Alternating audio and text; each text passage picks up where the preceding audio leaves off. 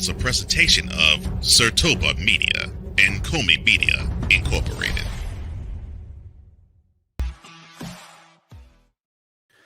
Commanders coach Dan Quinn stated that quarterback Jayden Daniels will play in preseason opener versus the Jets. Do you agree with the team's decision to play the number 2 overall pick in this game?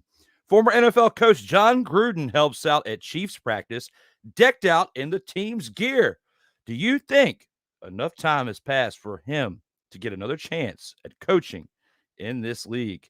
And looking ahead to the 2024 season, and thinking of the past legends who paved the way, who are your top 3 former NFL players who aren't in the Hall of Fame?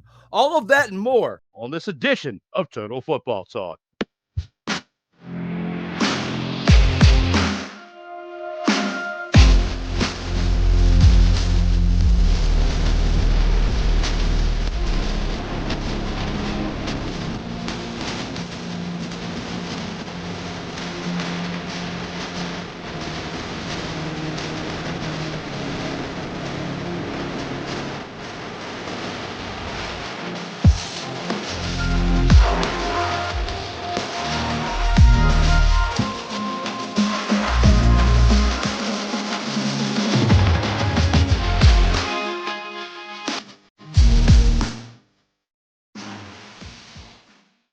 Welcome, one and all. It's that time again. We're back for Total Football Talk. I'm your co-host, Drew Willingham, along with the EP of all EPs, Co Johnson. Welcome back there, brother.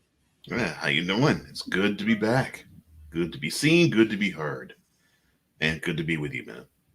Hey, same here, brother. Looking forward to another great edition out here in these streams, as today's main show's topic revolves around a team that I cover very, very, very thoroughly throughout the NFL seasons. But we have many things to talk about today beyond the Commanders and, their past, their present, and their future. But with all that being said, we're going to take this into the opening drive and get it started because we have some CFL we got to cover before we get to all that. All right, let's go. We got trips, right? At 42, 989. On two. Ready? Break.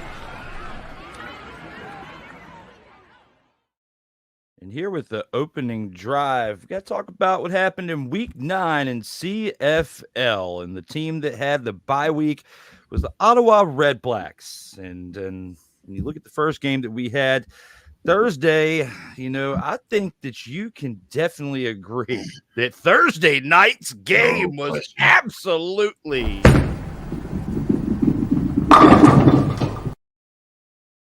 so you knew it was coming. It was bowling shoe ugly, bro. Was not expecting this. Wow. No. We've been calling for some Winnipeg Blue Bombers upsets here and there, and they now have a few wins on the season, but we didn't expect them to win 25-0 at home, especially against the BC Lions, who with Vernon Adams Jr. have been lighting it up for the majority of the season. The past couple weeks, though, they have been off. This is consecutive losses now for the BC Lions. Zach Collaros of the Blue Bombers comes in 295 passing yards, along with 1 touchdown thrown. He does have 1 carry for 17 yards. Not a whole lot of carries, but with that 1 carry, he did some damage with nearly 20 yards. Brady Oliveira, 100 yards rushing on the day. Took him 17 carries to get to that point, but the man was definitely destined for triple digits because he was trying to get there, especially when you look at those last 2 carries. He was gunning for triple digits in this game. Now, receiving-wise, he put up some good numbers too. 4 receptions for 42 yards on the day, along with the biggest production on the day coming from their receivers that really helped them out. Ontario Wilson, who's been one of the studs for this Blue Bombers team since they really have been picking up wins. 7 receptions, 112 yards on the day. And then somebody who out here in these streets you don't want to mess with, a man with the name of Lucky Whitehead. Everybody that I know with the name Lucky is somebody that you are not lucky to be around when you're out there in these streets. And these people of the Lions paid when Lucky Whitehead was on that gridiron, because this man had 6 receptions for 56 yards and a touchdown, along with their defense putting up 4 sacks on the day and 1 interception by Tyrell Ford. Very well-rounded team when you also think about the special teams, as Sergio Castillo, 6 of 6 on field goals for the day with a long of 60 yards. Holy expletive, 60 yards, 6 of 6 attempts. When you think about that, this Blue Bombers team 25-0 over the BC Lions. Then we get to the BC Lions. Vernon Adams Jr., 74 passing yards and an interception, along with the backup quarterback, Jacob Dolgala's 12 passing yards on the day. They were playing like absolute dumpster pelicans out there on that gridiron. William Stanback, 10 carries, 42 yards on the day, along with 1 reception for 1 yard. Not a whole lot of greatness out there by him, and he has been one of the anchors of this team during those 5 wins that they've had. He's been establishing the run, but not in this game, and only 1 reception for 1 yard. When you look at the Lions' defense, they absolutely sucked, Cole Johnson. 1 sack on the day. That's all they did. Didn't force any turnovers. No more, no less. Again, absolutely sucked. When you think about this team right here, the BC Lions, and where they once were, we were talking so high on Vernon Adams, and we were giving him so much praise out there. Past 2 weeks, he has fallen off the cliff like Max Kellerman was calling for Tom Brady to fall off a cliff many years ago. Look at what's happening with old Vern, okay? Think about this team, 25-0. They are blanked in this dumpster Pelican-esque performance. What are your thoughts on this first game of the week for Week 9 at the CFL? Wow. Well, it most certainly also, most indubitably, was the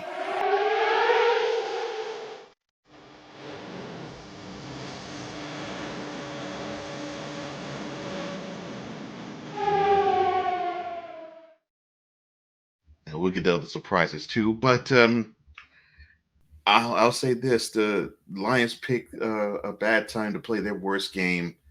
The Bombers picked the greatest time to play their best. This is what you definitely call a team win. When you look at what the Blue Bombers did, they almost threw for 300 yards. Well, their starting quarterback almost threw 300 yards. They got at least 100 yards out of their main rusher. They got a 100-yard receiver, and their defense gave you a pick and 4 sacks. Oh, and by the way, they also put a goose egg on the board. I mean, this and not to be outdone, the special teams. You have 6 field goals made from their field goal kicker. So all 3 phases dominated this game for the Blue Bombers. And for the Lions, wow. I mean, 2 games ago, we had our jaws drop because we were seeing yet another 400 yards in the air performance out of Vernon Adams Jr., and he didn't get to 100 in this game. Oh, man. I mean, it looks like a tale of 2 teams. I mean, they were offensively executing almost flawlessly the first few weeks, and the last 2, they have run into, it looks like, roadblocks. But I could dump on the Lions if I'm at will, but I'm not. What I'm going to do is I'm going to congratulate the Blue Bombers. I think I won't say they've turned a corner per se, but I will say that they have within them the will to fight, and I'm glad that they do, and I'm glad they can put together a solid game plan and give you a W. Absolutely right. And breaking down this game, I was actually surprised that you clicked that specific button, to be honest, because there's another game that we're going to get to here in a little bit of a team we've been dropping the hammer on for several weeks, the entirety of the season, but we'll get to them here in a little bit.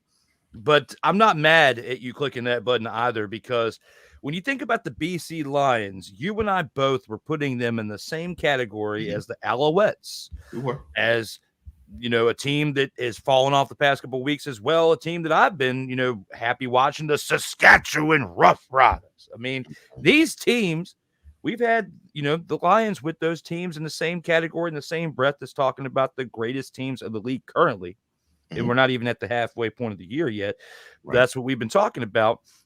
Well, now you could say we're at the halfway point of the year, but up until this point, that's what we were saying. And now we get to the halfway point, Right. and these teams that we thought were so great, there's only one that's really truly still standing, and that is the Alouettes. I mean, out of all those teams, they've only got one loss on the year to this point, the best team in the league. Now, there's other teams on the come up, which we'll get to here soon. But when it comes to the Blue Bombers, I didn't get a chance to go back and look at our episode from last week when I was putting this together last night, because we talked in the green room about how hectic this past 5 days were for me work-wise.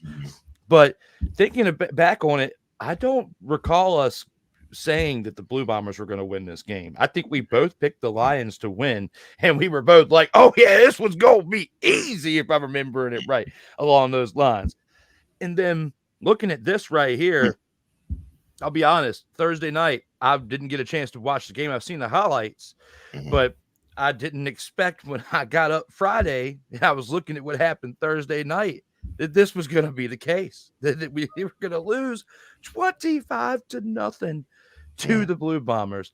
But it just goes to show, when you have good collective team ball, you're going to get the win. And, one of the biggest factors in this, you got to look at special teams. You got to look at the kicker, who put up, 18 points himself just by kicking 6 field goals, and, had a 60-yard field goal at that. So could we be talking about him potentially getting some type of opportunity in the NFL if he keeps it up? Who knows? But you can't bat an eye at 6 field goals in the day, and especially when you have one of over 60 yards. Sure can. And yeah, he definitely contributed the most points-wise to this W. So, yeah, you have to give it up to Mr. Castillo. So, yeah, good job for you. I mean, you were clutch. Every time you were called on to kick a field goal, you did it. You did one from 60. So that says that you were locked in. So that's good there. The defense showed up, and they showed out. I love the fact that they're willing to put pressure on a team that lights it up on the scoreboard, that loves to pass the ball, and you were able to put that passer to the turf more than once. And when you can, and when you have 4 sacks, that only tells part of the story. You also have to deal with the hurries. And so if I see 4 sacks, I know I probably have to maybe say 4 times as many of those dropbacks he was hurried. I would say at least 3, if not 4 times as many. So I'd say, 4 sacks. I'm sure he was hurried between 12 to 16 more times, dropping back more. So you had pressure on the QB. You actually forced a turnover from him. And your offense was so on point that the Lions defense couldn't do anything against you. I mean, 1 sack, that's it.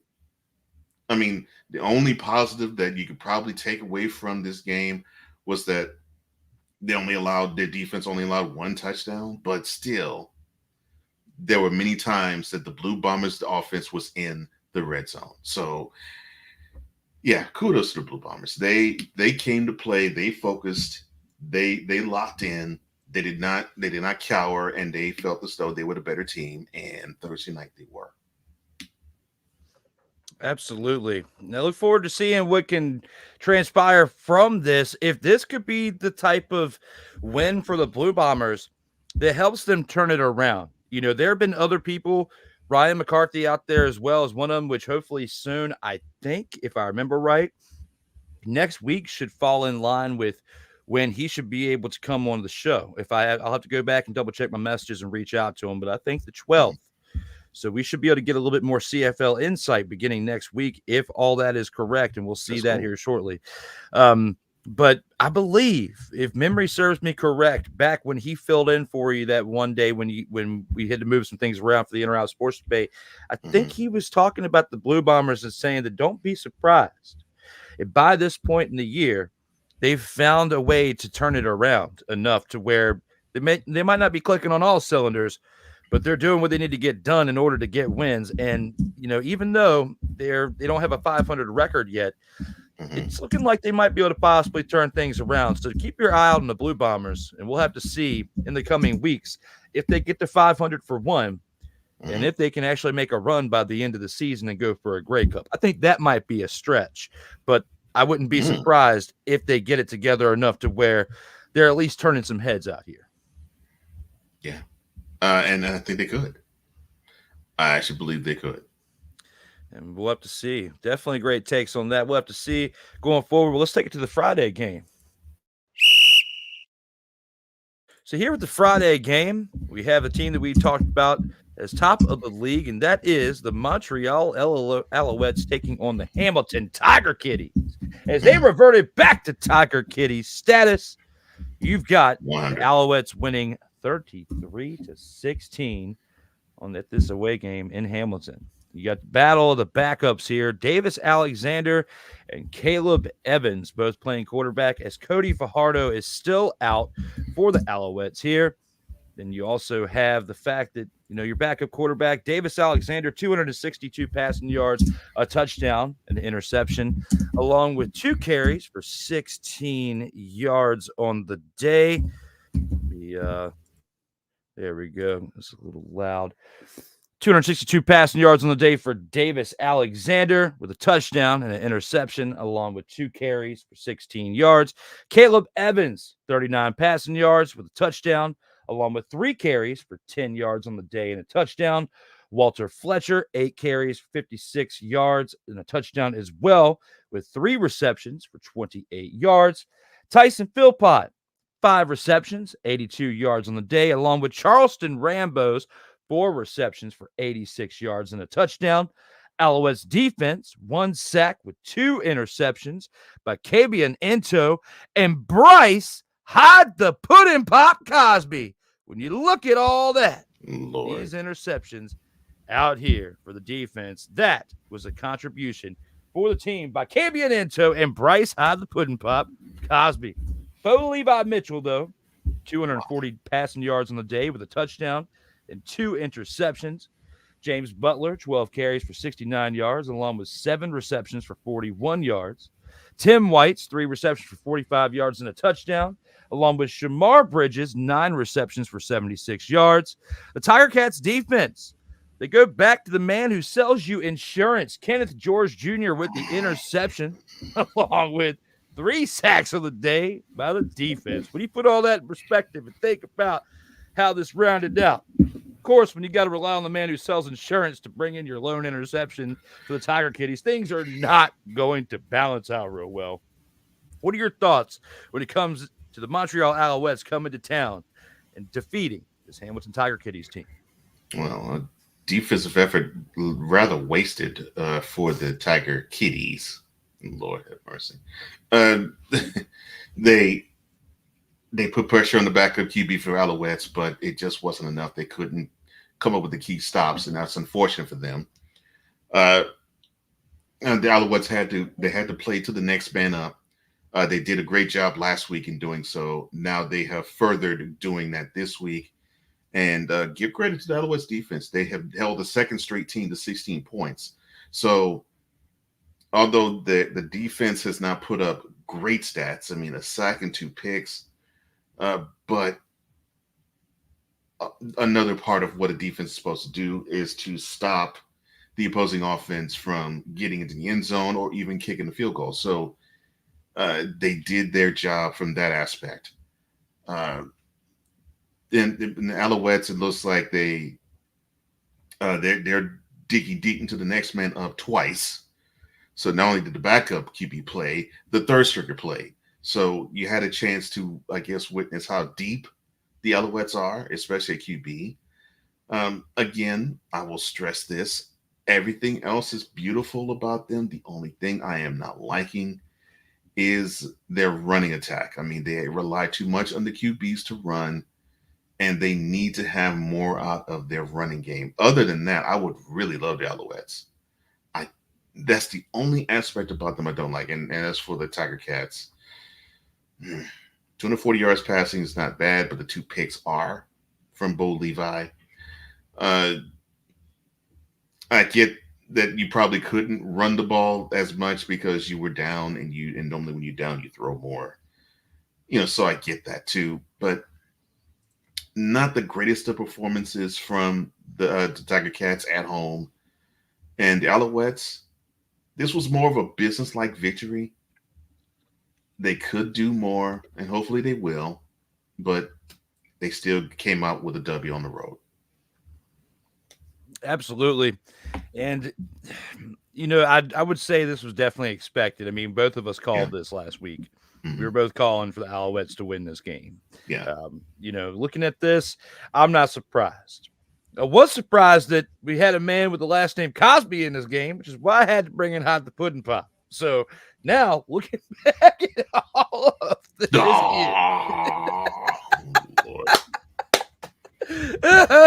I knew that if I said it at some point, you were going to do some type of impression. I knew it was coming. So I had to do it. That's what I was feeling out here on this Monday. I was thinking to the comment section and see what everybody's got to say here in the comments. Mickey Delaney says, let's go. Wow, he was early. This is 15 minutes before the show was scheduled to start, and our apologies for starting a little late. I had some technical difficulties. Microsoft pounding out the updates, and I missed them over the past few days because I haven't really been on here. So looking at all this, definitely appreciate you guys sticking around and being here. This one was on me today. Victor Locks in the house says, what's going on, TFT Tribe? Let's get in the huddle and start our scoring drive right with the big game hunter of Dumpster Pelicans worldwide, Drew Willingham, and the EP of Owl EP, Go Jones. Well, thank you, Harry Carey. And thank you, Victor Locke, because I got to do my EP of Owl EPs today and be Harry Carey for the third time in this episode. And that's thanks to you, Victor Locke. So shout out to you. The Playmaker says, TFT finally on my TV screen. Well, good to see you, the Playmaker. Guys been crushing it with Shooting Lights Out and with Monarchs of Wrestling as well. You guys, you and Cool McCain. So shout out to you guys out there doing the thing. Keep on doing it.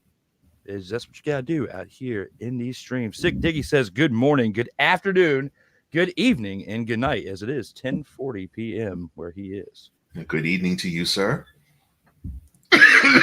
Ike is in the house, says, what's up, fellas? Ike. What's up, Ike? Glad to have you back there, sir. Sick also says, it's not a jive soul, bro, but I could be a slickster in the flashy suit and Jerry Curl wig.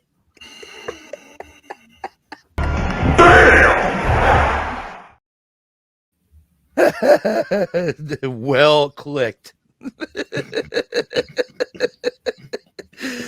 Good afternoon, Victor Locke and Darnell. Playmaker Solon says the Sick Diggy, along with happy August to one and all. What's good at Mickey Delaney and Ike? Doesn't give a fuck. Victor Locke says, Mr. Sick Diggy, what's up? How's it going? And good afternoon to Super Hacker, Playmaker, and the Wise Man. What is up with this Super Hacker? This Super Hacker description. Where did this come from? Is it because he's part of the Broadcaster Witness Protection Program? Yes. And when that was mentioned, I ran with it, and I gave Playmaker the a hacker type of image. Yeah, I'm still like, I'm about a week behind on the morning shift episodes. I gotta get caught up. Life has been way too wild, but yes, that is definitely, whether it's happened there or on Shooting Lights Out, that was definitely great when I read that. That got me. So good job, Victor Locke. You straight got me twisted out here in these comments. Bryce Hyde, the Pudding Pop Cosby. Someone is a fan, Cole Johnson. We have a new fan of Hyde the Pudding Pop. That's terrible. Welcome to the Football Talk, ladies and gentlemen. Hide the Pudding Pop. Even Six getting in, hide the Pudding Pop. What about the Jello? Do you not? I'm not even going to get into it. Let's go. Let's get going. That's it. I'm sporting Cosby sweaters. No, Lord. So you had to mention Bill Cosby, and look at what you have done. Let's get ready to rumble! Absolutely. Oh my God. You can't talk about 80s wrestling without the Doctor of Style, aka Slick. Am I wrong? Yeah, and I guess I need to get some Yardbird after this. After here. Don't you mean the broadcast protection program, the broadcasting witness protection program? Yeah, broadcasting witness protection program. Yeah. Watching the Olympics, these have been fun to watch. Yes. The Olympics have been, yeah. Yeah, definitely looking forward to catching up on what we've missed. But we've got the men's basketball team playing tomorrow. I think it's at 3:30. Is that right? 3:30 Eastern. Yes, sir. Awesome. So that should be definitely interesting to watch. And that will be a total Surprise, motherfucker! when they lose.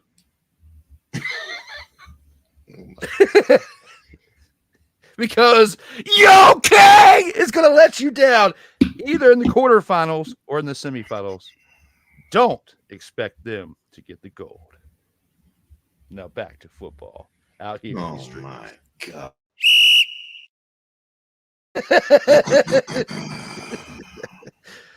Had to have a little fun with that one. We don't get to talk football in here. I mean, we don't get to talk basketball in here. We are not a basketball show, so I had to find my way. He brought the Olympics. It set me up for it. No, it's horrible. Let's take it to our Sunday game and look at a game that was a toss-up for game of the week. I wanted to put it in there, but then when I thought about not only the team that won the game, the team that won the game for the game of the week and how they did it with how things transpired in the second half. That's why this game didn't make it to the game of the week. Looking at, let's see, the Toronto Argonauts. 23 points on the road against the Calgary Stampeders at 27 with all that. Jake Meyer, 287 passing yards, 2 touchdowns and an interception, along with the running backs for this team, for the Stampeders, 83 rushing yards on the day on 20 attempts between 3 running backs. Still, good amount of production on 20 rushing attempts. Mark and Michelle, 4 receptions, 59 yards and a touchdown, along with Cameron Eccles-Luper, 2 receptions for 50 yards and a touchdown. The Calgary Stampeders defense had 6 sacks on the day, along with an interception by Demario Houston. Rene Paredes, 4 of 4 on field goals with a long of 51 yards. Cameron Dukes for the Argonauts, 177 passing yards and a touchdown with an interception, along with 12 carries for 95 yards and a touchdown.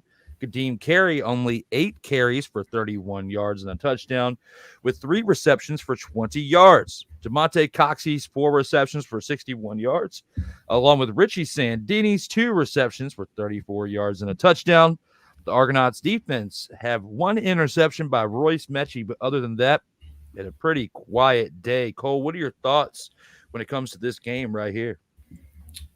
Well, my thoughts. I'm sorry. My brother Wise, what's up, brother? My thoughts on this game. The Argonauts need to find something in order to galvanize themselves. I mean,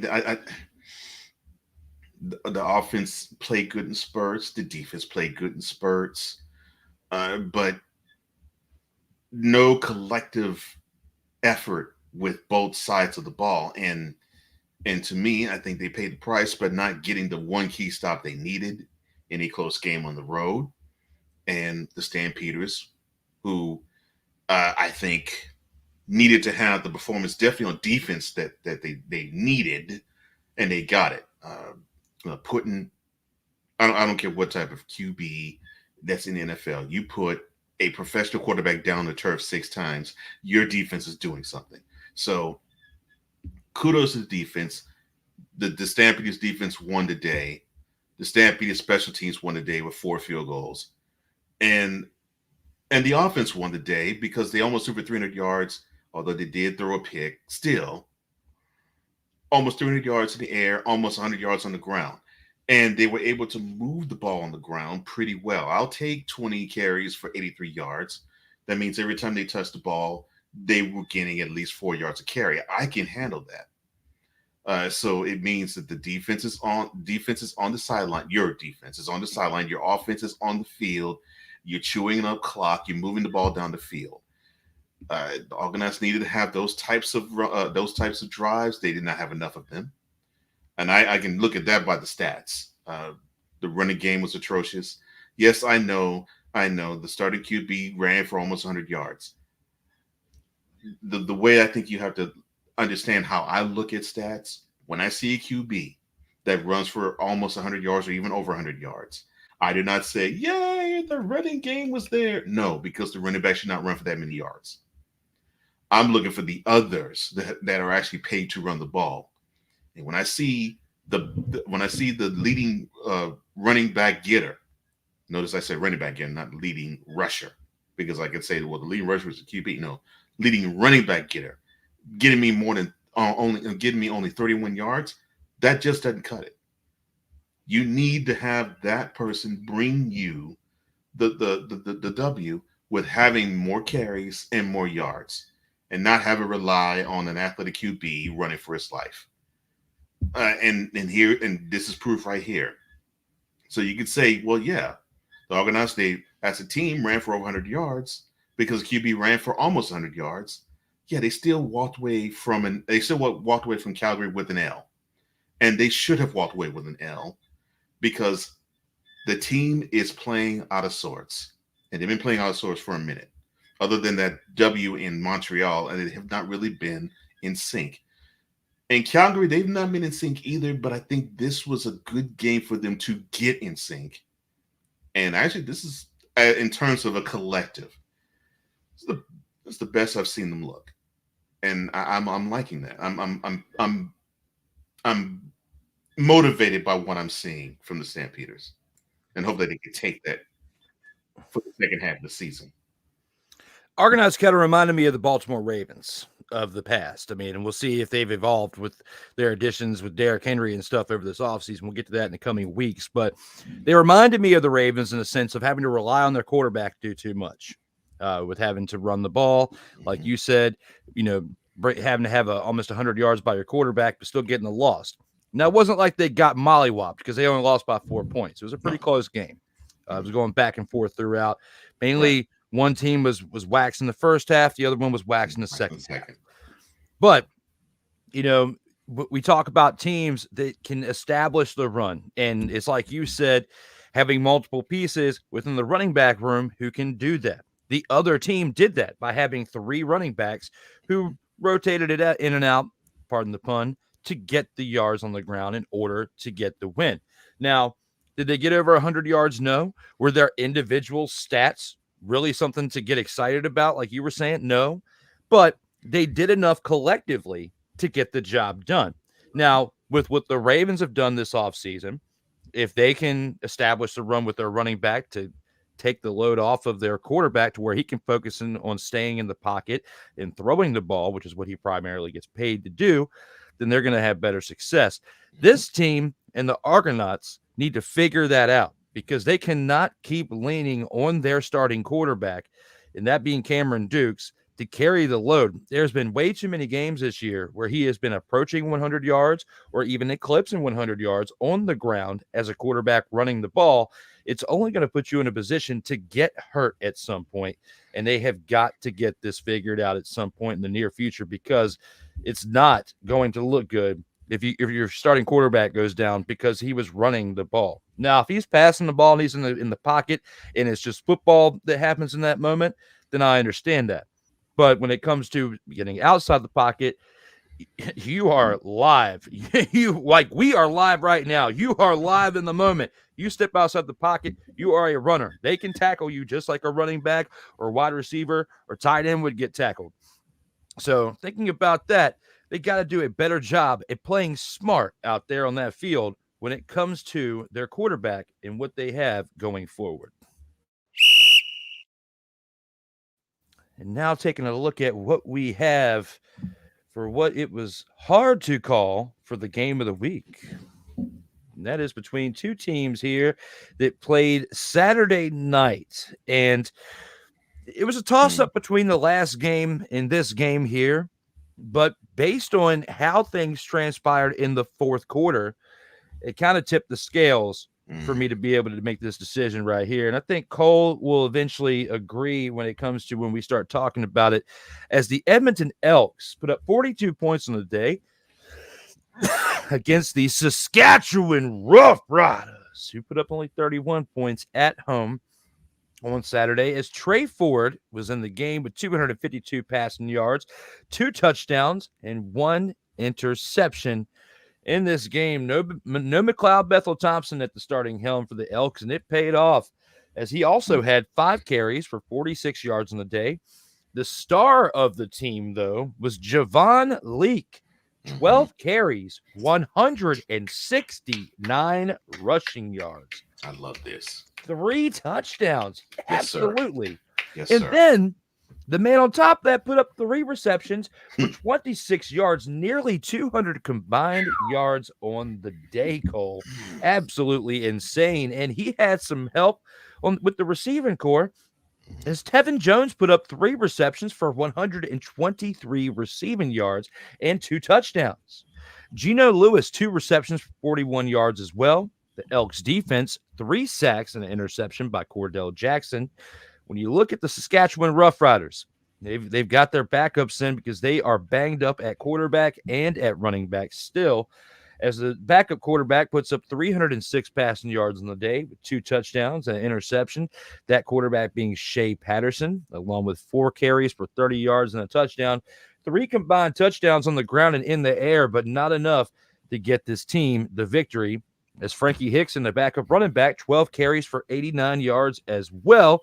1 reception for 10 yards. Keyshawn Johnson, no, not the legend who has a Super Bowl in the NFL, spelled differently, but this man put up 6 receptions for 72 yards on the day.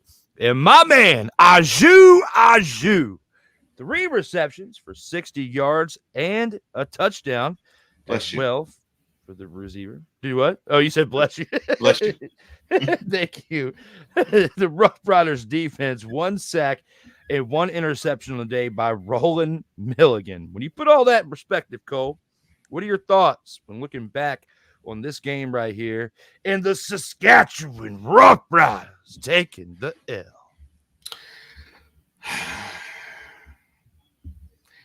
And they had a 300-yard passing performance, 1 pick, but 2 touchdowns. So they had that. They rushed for over 100 yards as a team. They almost got 100 yards out of their main running back for the game, with their backup running back. So you had a decent output from your offense. But the defense, which to me has been the Rough Riders calling card, just wasn't there. And man, was it not there in full.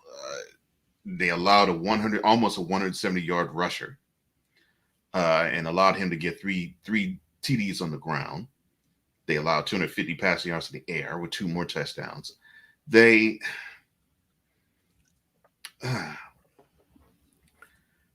I'm not going to say that they took the Elks lightly. I don't think they did. It almost seems to me that the Rough Riders just ran out of gas. They seem to have a handle on things, and then all of a sudden it just left. And when it left fast, and it left horribly for them. But man, shout out to the Elks, though. I mean, they put together a beautiful offensive performance. I love it when I can see an offense give you over 400 yards, and they do it combined in the air and on the ground. And when you have that, everything else goes better for you. The defense woke up. They gave you 3 sacks and a pick. And the defense, they came up big when they needed to come up big. And yeah, allowing 31 points, not all that great, but the defense was called to give you stops when they needed to give you stops, and the Elks defense did. The Rough Riders defense did not. I did not expect this.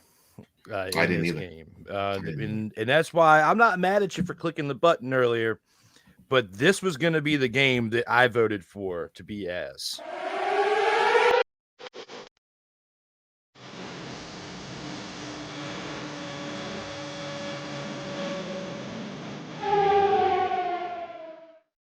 There's not much out.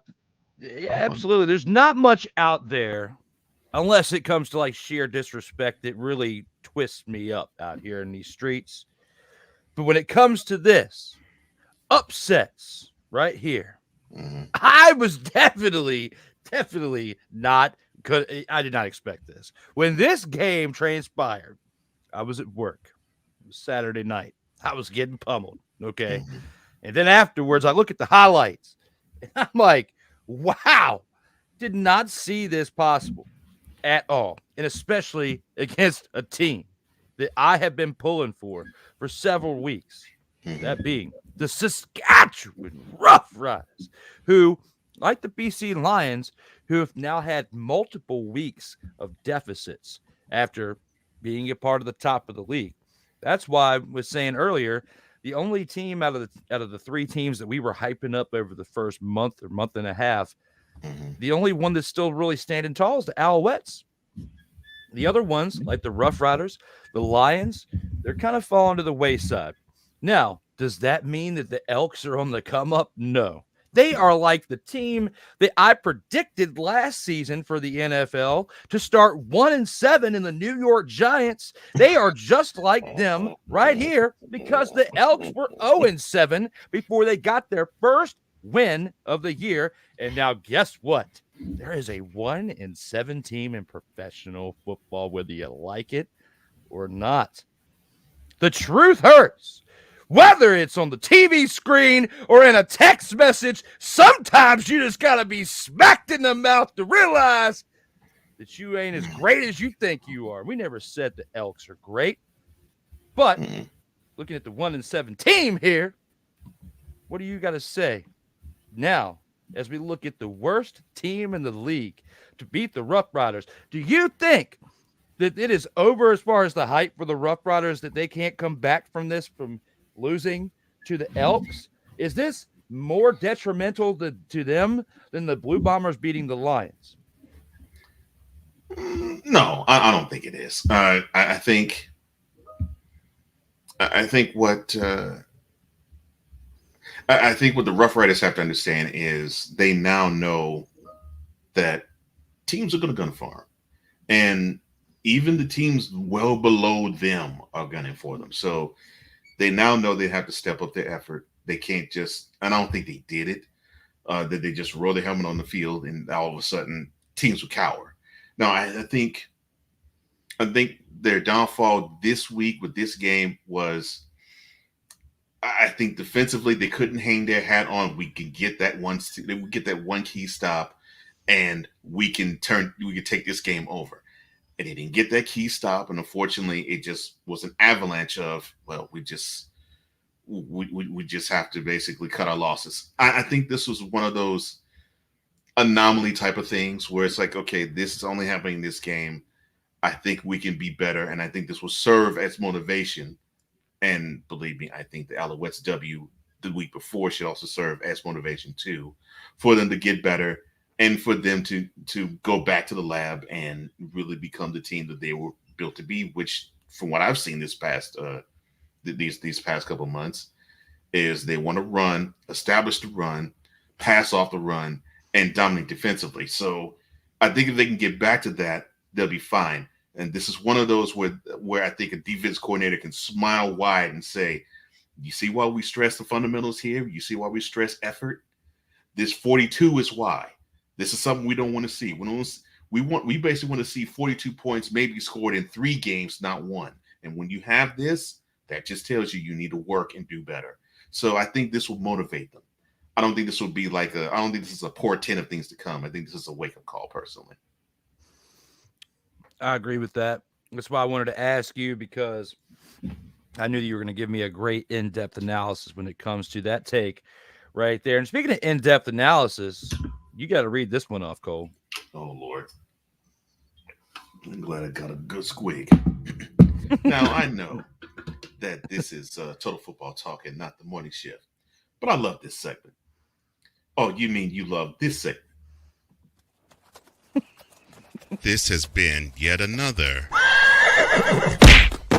Beating a Dead Horse presentation.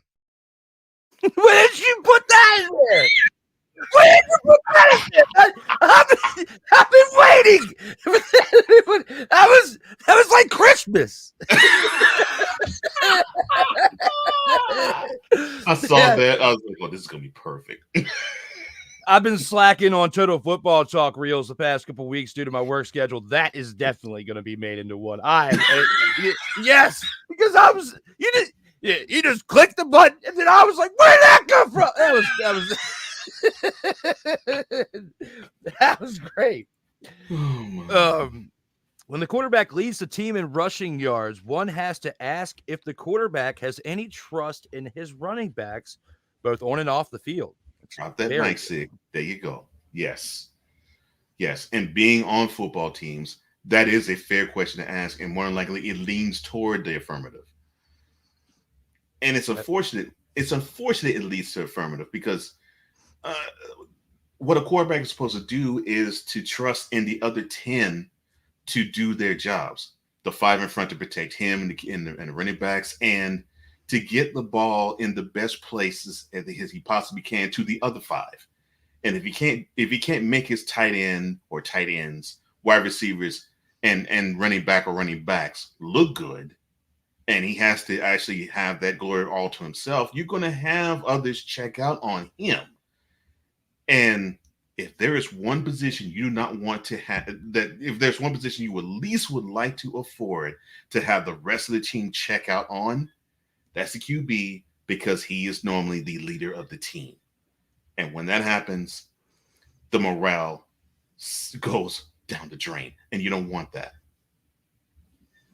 You're absolutely correct. And, that's why I had to throw that comparison with the Ravens of the past, because hopefully with their moves this offseason, I've heard they learned too, yeah. Mm-hmm. Yeah, I'm hoping that there's some more trust within that offense in their quarterback to their running back core.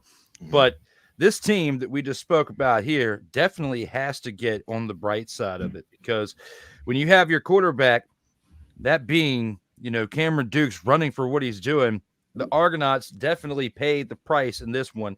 Now, it was only a 4-point deficit, but it was a deficit nonetheless. And against a team that coming into this game, the Argonauts were 4-3, the Stampeders were 3-4. Now the Stampeders getting the win. Both teams are at 500. So they're still looking pretty decent on paper. Right. However, when you look at the regression of the Argonauts, they started the season off pretty hot. They've been cooling off over the past few weeks, just like other teams we were talking about, like the Roughriders and the BC Lions getting humanized. This team has been getting humanized as well. So you're going to have to pay attention over the second half of the season to see what comes about when it comes to these teams out here in the CFL. The way D. Willie says, Roughriders. Oh man, that is absolutely incredible, says Victor Locke. The Beating the Dead Horse presentation. Thank you, Victor. Thank you. The timing of it too, because I didn't see it coming. It just came in smack in the mouth, but one of those good smack in the mouth. So I'm cool with that. Okay, so there it is. Ladies and gentlemen, thank you all so far. Victor Locke, Sick Diggy, the wise man showing up for his one and done comment. All of you who've been coming out here and dropping your comments, the playmaker, Mickey Delaney, all of you for tuning in. Hope you can keep it coming. We still have a lot more left to go on the show, but we're going to take it through our first commercial break. When we come back, we have the Gridiron Scoop and much more. We'll see you here on the other side. All right, let's go. We got trips, right? At 42, 989 on 2. Ready? Quick!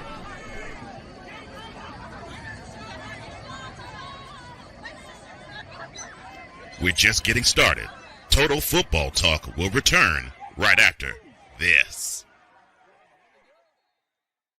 Whether it's news, The largest egg producer finds bird flu in chickens at a Texas plant. Weather. Devastating tornadoes rip through the heart of the United States. Inspiration. A breast cancer survivor completed the journey of chemotherapy and now begins a future one of matrimony or sports. Michael Jordan is shown on a photo with Diddy. LeBron James has a video extolling the virtues of a Diddy party.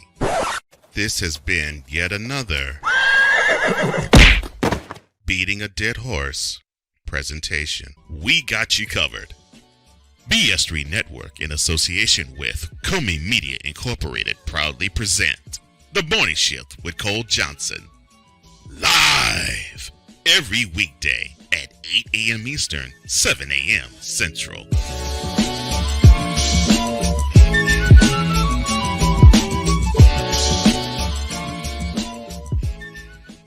Hey, Eagles fan. Join my man Cool McCain and a host of others as they break down every single game, every single week in an objective manner, and also from a fan's perspective as well. Remember, this cast feels just like you. Nobody likes you. And you don't care. Fly, Eagles, fly. Eagles Elite Podcast.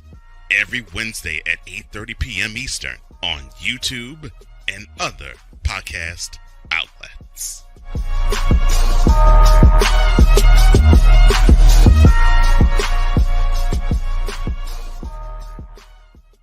Everything Boston. I love you, you morons.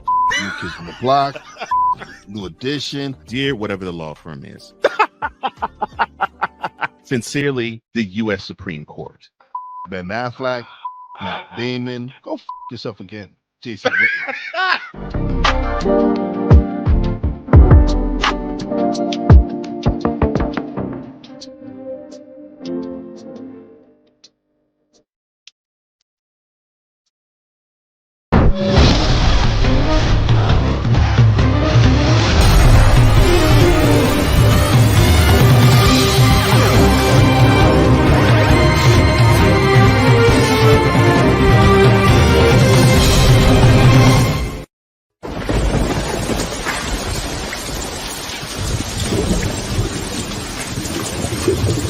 Welcome back to Total Football Talk, your source for hard-hitting gridiron action. We are back to talk about many things, and especially about the Commanders to play 2024 NFL Draft, number 2 overall pick, quarterback Jayden Daniels, and preseason opener, and much more. I'm back with the EP of EP, my man, Cole Johnson. I am Drew Willingham here for episode 49 of Total Football Talk. One great ride. We are only one episode away from episode 50 there, Cole. And we've had a lot of great moments on this show. If I were to go back and take all of our greatest clips, we probably would have enough clips put together to make a whole episode. Like, we've had some great times on this show and looking forward to another great NFL season together, recapping the entirety of it. And again, like I said in the previous segment, I would definitely have to reach out to Ryan McCarthy this week and make sure we're still on track, because I'm looking forward to picking his brain for more CFL knowledge, because with what we just went through in the opening drive, there are some other great points that he could have added to be like the icing on the cake for all that. Like, you know, we got Sam Shady out there who does a great job covering arena football. You know, we're covering all things football and professional, but out of everybody that we know, and I know some people out there that know some CFL that has rubbed off on me, Ryan is at the top of the list. So shout out to Ryan McCarthy today. Wanted to make sure I put him in the spotlight as we just recapped CFL. And looking back on all that, you know, there's a lot of great things we still have left to discuss, and that being next, the Gridiron Scoop.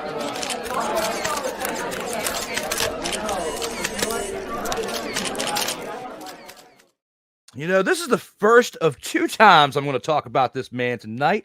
Shout out to the In or Out Sports Debate, episode 118 tonight with Kyle Nash, and the first ever appearance by Big Jim Nice of the Huddle Up podcast, who does that show with Kyle Nash as well.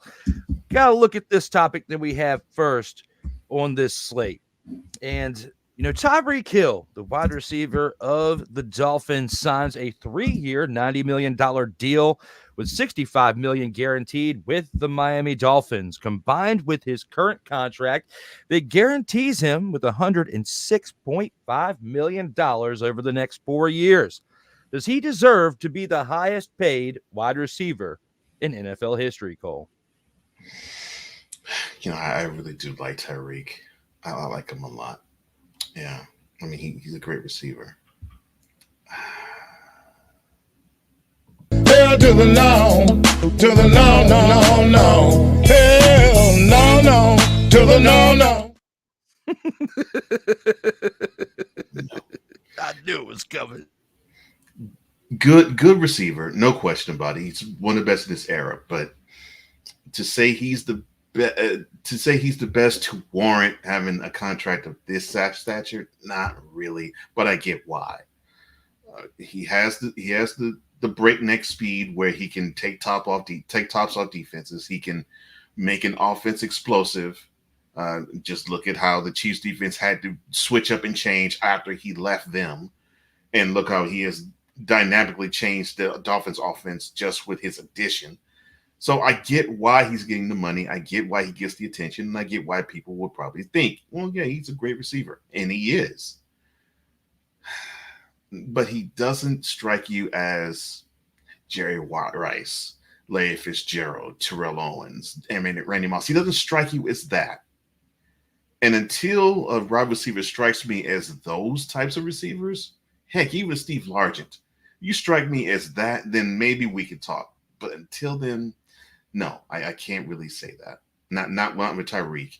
And I'm saying that respecting him and his mad skills a lot. I agree with you 100%. It's a lot of money to throw at the wide receiver for a 4-year guaranteed $106.5 million. Guaranteed. Yes. And the fact that, he got guaranteed an additional $90 million or an additional $65 throughout a 3-year span. So basically for this year alone, for 2024, he is guaranteed $41.5 million. He's walking away with a bag, but and I'm not hating on him. Walk away with that bag, Tyreek. Walk away with that bag. You need it because you may dig out the streets. So yeah, I understand. I will say, because if I read into this correctly, Drew Rosenhaus is his agent. If negotiated the contract, So then that makes sense. And yeah, because you look back on the clients he's had over the years, he's definitely made sure they got paid. Because you got to think, the more the player gets paid, the more Drew Rosenhaus gets paid, because he's taking a cut off the top as well. Now, the exact percentages here and there of what that is, I couldn't honestly tell you. But what I can tell you is, if Drew Rosenhaus is representing you and you're a good talent, you're going to get paid. So this man got paid $106.5 million guaranteed over the next 4 years. Is absolute insanity for a wide receiver. Now, does Tyreek Hill deserve to be in the top list of like the top 3 to 5 to get paid? Yes. Yeah. Do I believe that potentially he deserves to be the top paid wide receiver? Yeah, but not at this price tag. I believe he's being overly paid. But with what he stated when he was with Kansas City about how he deserved to get paid more, I'm with him on the fact of he deserved to get paid more than what he was getting paid in Kansas City, because things are overall structured pretty well for the basis of that entire team in Kansas City, except for the only person you really have that's getting huge pay for their position. Well, actually 2 of them. You got Patrick Mahomes on the offensive side, and you got Mr. Jones, or Chris Jones, on the defense side, which you got to believe he deserves to get paid with what he's been doing as the anchor of that defense as well. So I'm not even mad at that. Yeah. But you couldn't afford to pay all 3 of these talents and still keep them all in-house. Right. One of them had to go. And unfortunately, Tyreek Hill was the most expendable out of the 3. But he is making an impact with the Dolphins. He's making an impact with Tua Tagovailoa over there as his quarterback. He's making him look much better than he actually is, even though Tua's no slouch. But if it wasn't for Tyreek Hill coming to Miami, Tua wouldn't have gotten that 4-year contract extension this offseason to the magnitude of what he did for 208 or whatever it was $1 million. We just talked about it not that long ago. So looking at all this, you know, his move to Miami was beneficial for multiple people getting paid. It was also beneficial for him getting paid. I just think that I'm agreeing with you as well that I'm not fully bought in on the fact that he deserved to get that much money. And if so, at least not that much guaranteed, because who's to say over the next 4 years, because of where he is in age, that his production doesn't drop off. Granted, over that 4-year span, the most guaranteed money out of that 106.5 is this season with that 41.5 he's getting this year in the guaranteed money. So at least over the course of the contract, the duration of the contract, it's kind of he's getting less guaranteed per year, but the overall guarantee of 106.5 to me is pretty alarming. Yeah, agreed. And I think that's and you hit the key point for me. The value of Tyreek Hill is how he's making other people getting paid, or if not paid, how other people are now focused on as a talent on the team. You know, I think of Jalen Waddle. We didn't really think too much about him until Hill got there. And now, since the attention is going to be on him, and it has been on him, Waddle's getting more looks. So you have that, and of course you have Tua, who now he's gotten the bag now. So you have all of these coming into play and all this coming to fruition. Again, like you said, it's not a knock on his talent. It's not a knock on his worth. I'm with you. That's a lot for guarantees, though. Whew, wow. That's a lot.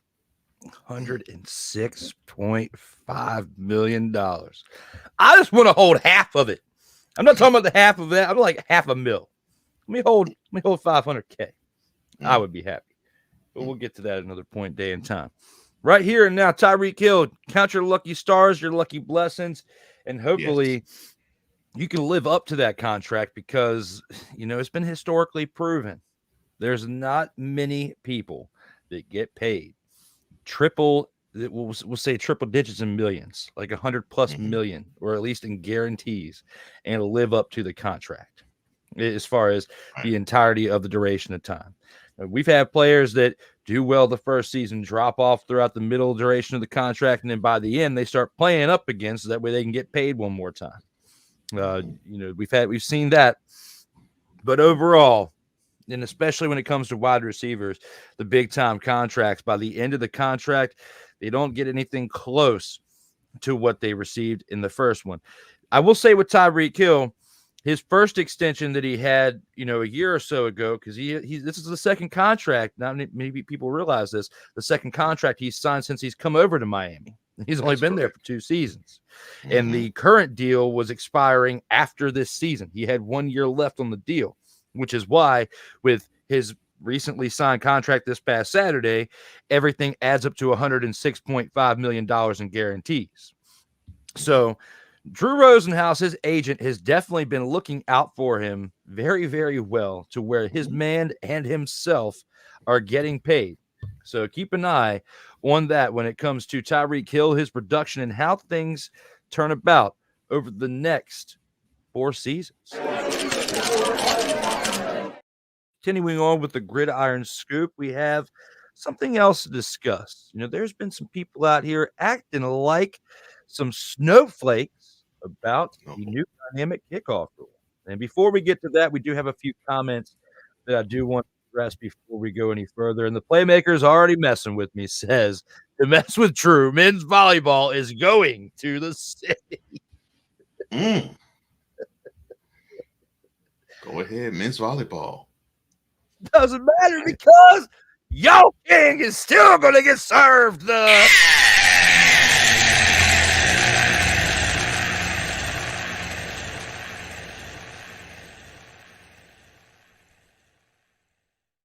This message is brought to you by The Real King. Stop it. Get some help. my gosh. That'll be real number 2. Sick is back and says, to say he's the best is a stretch. Plus, to sign him to such a contract is first and foremost an investment on the part of the Dolphins. Mm-hmm. A steep one at that. Yeah. Yeah, because you have to understand, okay, how are they going to, with a talent like him, yes, and they paid Tua, how can they afford the others? Because that's going to have to come into play if it hasn't already. And absolutely. Yeah.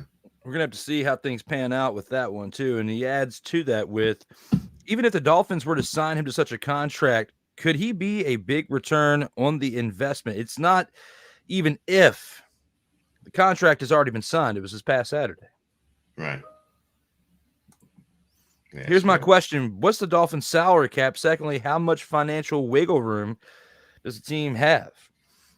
You got to look at, how things are projected. Like, some of these contracts are being signed in the future and for the future, with the money not really, like the amount that they're paying them, not really kicking off until 2 to 3 years from now in their contract, because there's expected income that's coming from different deals. And now that the lawsuit that we're about to talk about has been tossed to everybody out there who knows, because we're about to really get into that, there's extra money that's going to be able to be thrown around. So all that being said, right here and there, the salary cap's looking pretty good. Do we have the exact number on us right this second? No. But what I can tell you is that they wouldn't be signing these players, these extension and these contracts, if they didn't think they could afford it. This isn't the USFL going belly up in the 80s because they're signing people to contracts they can't afford to pay. Okay. No, it's not that. No, it's not that. Playmaker says, I'm done for the day. Need y'all to get through the show so y'all can join us for Monarchs. Don't rush greatness there, Playmaker. All right, we will get there when we can get there. This is a 2-hour show. You know that. We got plenty of time left and more things to talk about out here in these streams. Now, by the way, Cole, Snowman found the original Use a Troll and made it into a soundbite. Oh, Lord. Oh, no. What are your guys' projection for Tua, and his concussion history still a factor? Because I think it still is. It's a really good question. It is a great question. It's still a factor. However, what has buoyed him is that he did escape concussion free last year.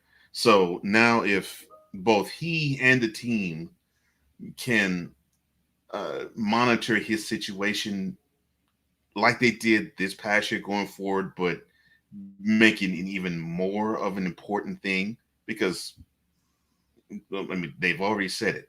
You get a concussion, you were twice as likely to get another one, and he went through 3 in a 4-month span the year before. So, yeah, you got to make sure that he's safe and he's healthy. But I know he's going along. Last year, everything was fine, and then the offseason before last year, he practiced falling. As he actually said, he practiced how to fall. Yeah, he had taken some martial arts training and stuff during last offseason too. I remember seeing that helped him out with kind of being able to move around a little bit more elusively. For one, the Dolphins also made some upgrades within their offensive line before last season too, and that helped too. Right. When you see the results of last year, if they can do what they did with that offensive line and continue to elevate themselves and have, a great blocking scheme with passing and run protection, similar to the light of like maybe the Chiefs, because the Chiefs, when they fell off, the previous, like a couple of years ago, as far as their offensive production, you saw that it resulted in them not even getting to the Super Bowl. Okay. Right. They made some upgrades. They were back in the Super Bowl the past couple of years and winning back-to-back Super Bowls. So, am I saying that the Dolphins can win the Super Bowl with what they've done? I'm not throwing that out there right now. But what I am saying is with the upgrades they made last offseason, a little bit during this offseason up to 2024, they have the potential to keep Tua upright again. And as much as they did with this past season, if they can do that, he will stay healthy. And as long as you have Tyreek Hill, no matter which quarterback is going to be out there, they're going to make the quarterback look good as long as Tyreek Hill is healthy, and all of that starts around that offensive line.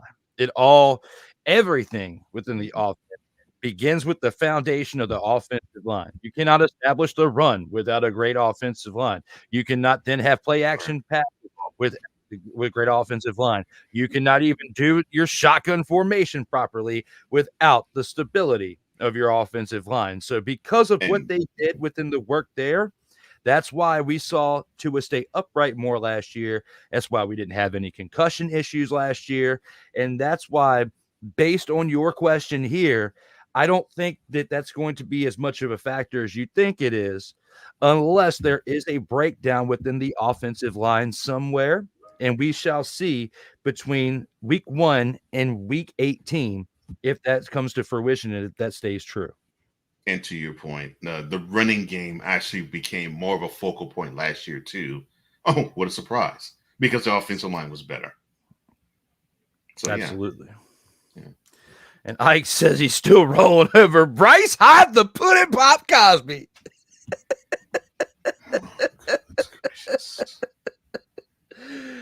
Surprise, motherfucker. I'm just waiting on a response from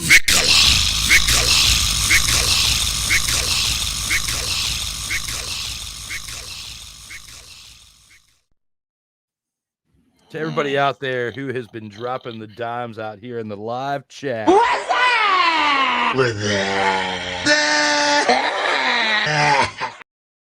Now, Lord, got to get to. Oh yeah. Can the Hall of Fame game be scratched? Well,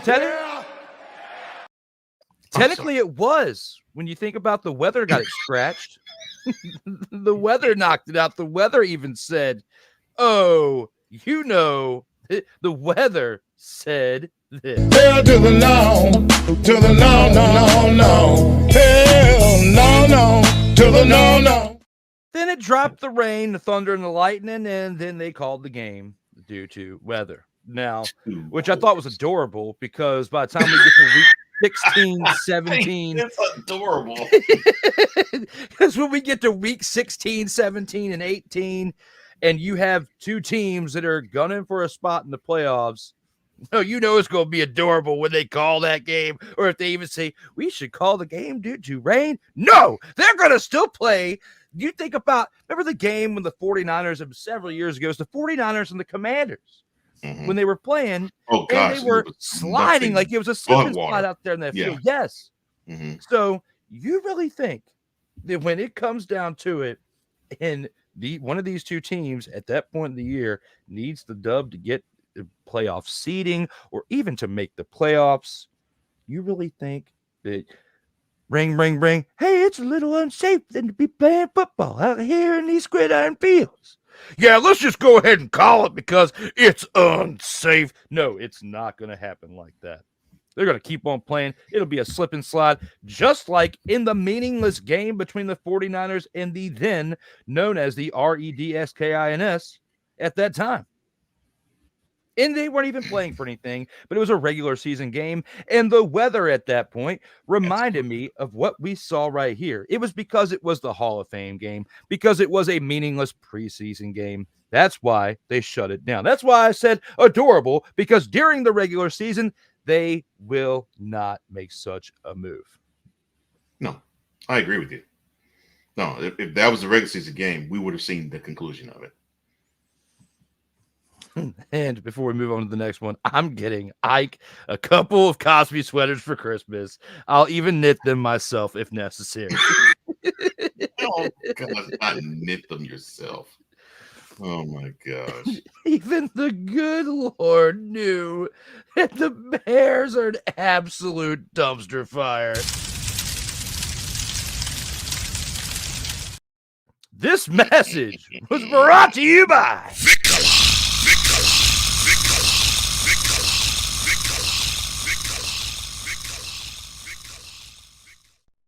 My day has been made because I've been able to click that button not once, but twice. Even the good Lord knew the Bucks are justified. That Bears are justified. That is hilarious. That was great. Keep them coming, guys. You guys are rocking them out here in these streams. Let's take it here to our next topic. That being talking about the dynamic kickoff rule. NFL's newly implemented dynamic kickoff debuted last week to mixed reviews. Do you believe the shade thrown by critics will continue and force the league to change the rule during the 2024 season? I think the criticism will continue, but the NFL is basically going to be like, you can't handle the truth. Because they're going to be like, this is safer, this is more exciting. Look, we do not want to do these BS kickoffs where we line up at the 30 or 35 and we boot it to the end zone, and basically the kickoff returner does nothing but kneel. We don't want to do that. We want to actually have the excitement of a kickoff return and the safety of you're not having a 50-yard head start to simply tee off and hit a guy. Of course, that's going to be what regular NFL fan would want and will miss because it's tradition. And for those who think that we as sports fans don't like tradition, that's a bunch of bunk. We do.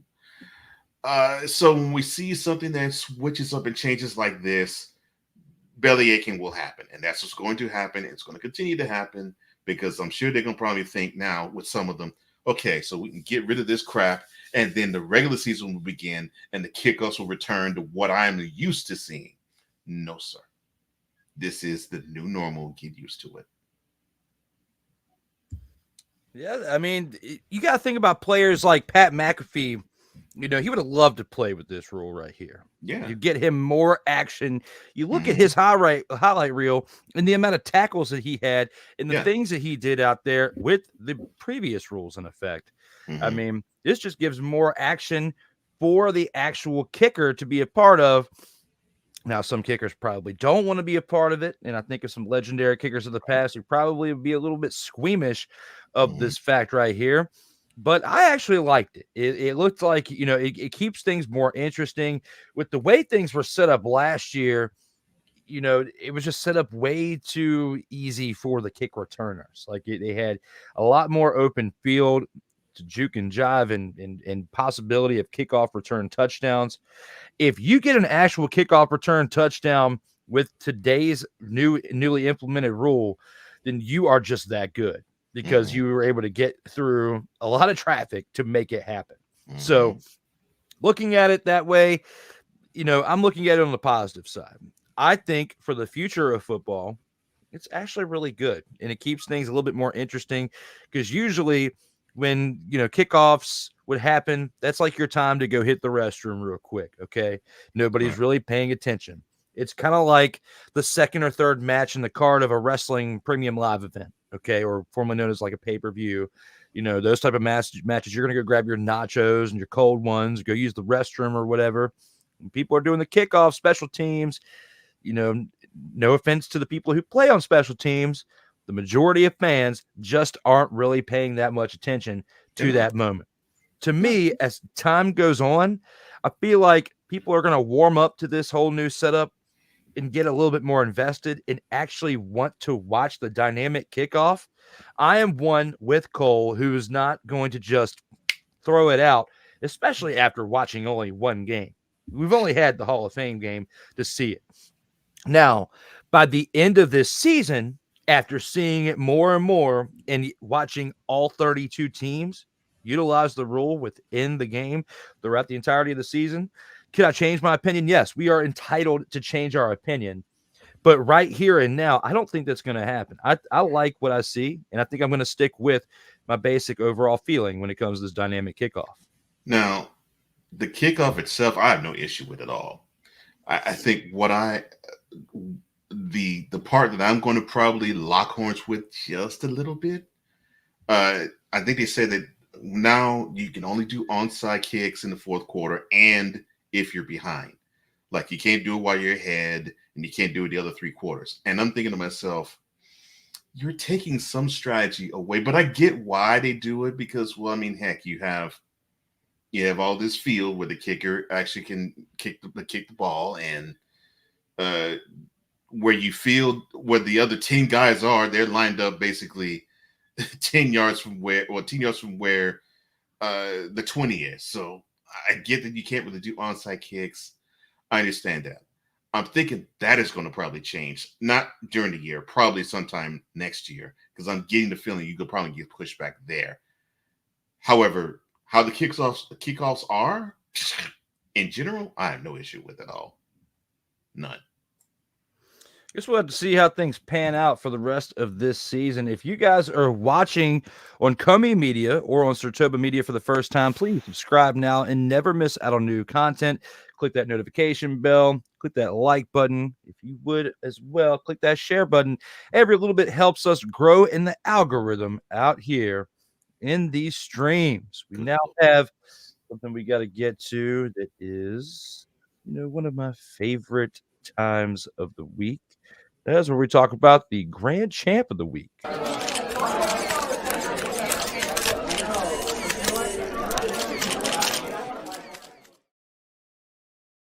Total football talk.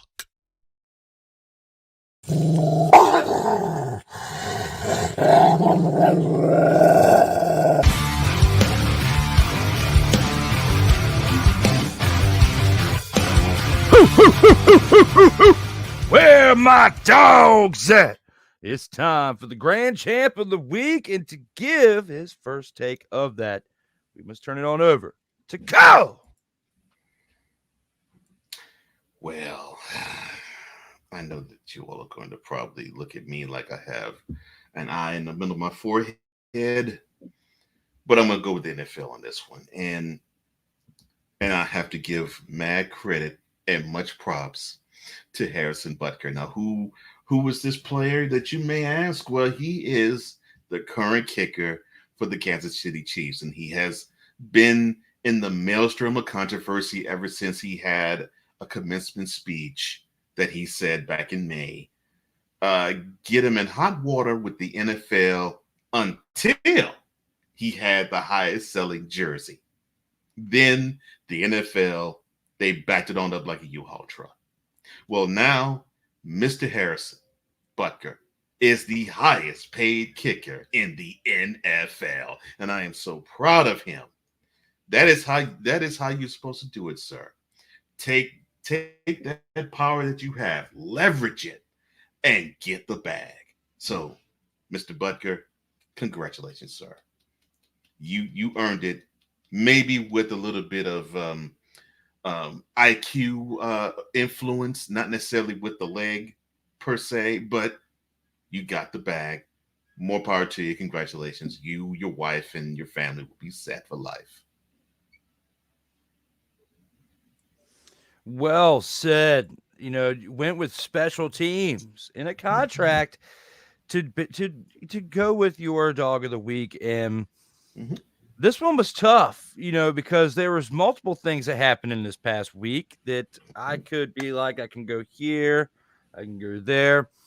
I kind of want to stick with where Cole was with special teams, but I'm going to go to the CFL and talk about the CFL for a minute. I almost gave it to the Stampeders defense because 6 sacks on the day, along with an interception, was very impactful in how they got that win. But because there were other factors in how they got that win as well, that's why I kind of steered away and I went special teams. To get 3 consecutive field goals without missing one is tough. To do 4 is tough. But to do 6 of 6 on field goals for the day. And one of those was a 60-yard field goal. And you had multiple field goals of over 50-plus yards. You've got a golden leg. And even though it's not solely the reason why you won that game, because you still would have won 7-0 without any of those field goals, the man still put up 18 points on the day for your team. The man that I'm talking about from the Winnipeg Blue Bombers, Sergio Castillo, from this past weekend. Well, from past Thursday, but still, it's part of that weekend of games for the CFL. The Winnipeg Blue Bombers won 25-0 again over the BC Lions. When you think about the fact that you had a field goal kicker who went 6 of 6 on the day, long of 60 yards, multiple field goals over 50 yards, golden leg man, better than the Lejo Maejo kicking specialist that we've talked about previously for another team, but I digress. What I will say, again, 6 field goals is hard to achieve in a game, let alone not missing any of those attempts. So looking back on this situation right here and right now, I'm going with my dog of the week. I'm going with special teams as well. You went with a man who's signed a contract, a man who's been a very formidable piece for the special teams unit for now 3-time champion in the past 5 years, Kansas City Chiefs. I'm with you on that. I don't disagree whatsoever on that.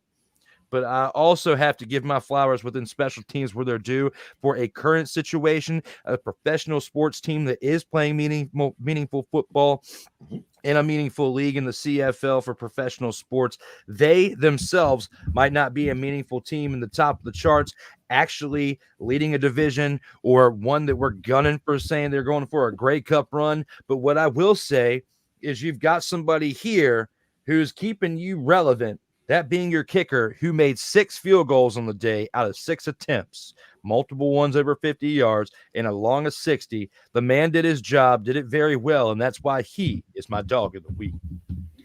Well, I definitely not going to shoot you on that one.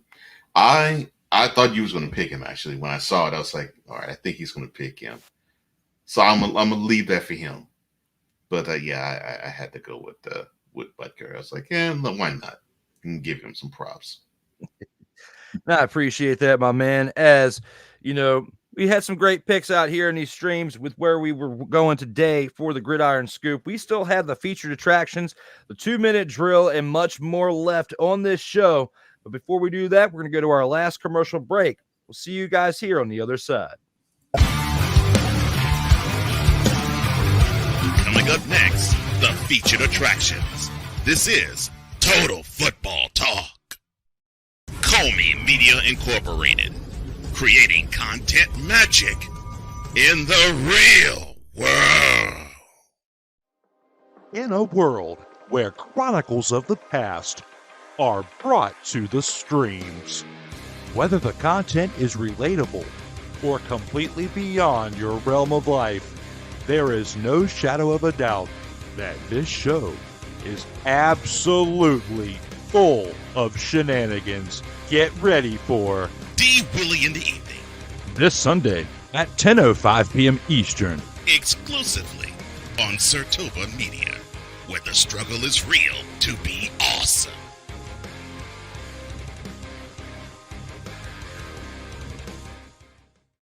Hey, ladies and gentlemen. Hey, look. Hey, stop playing games. Y'all already know. Go ahead and toss him some Willie bucks. Ain't nobody playing around.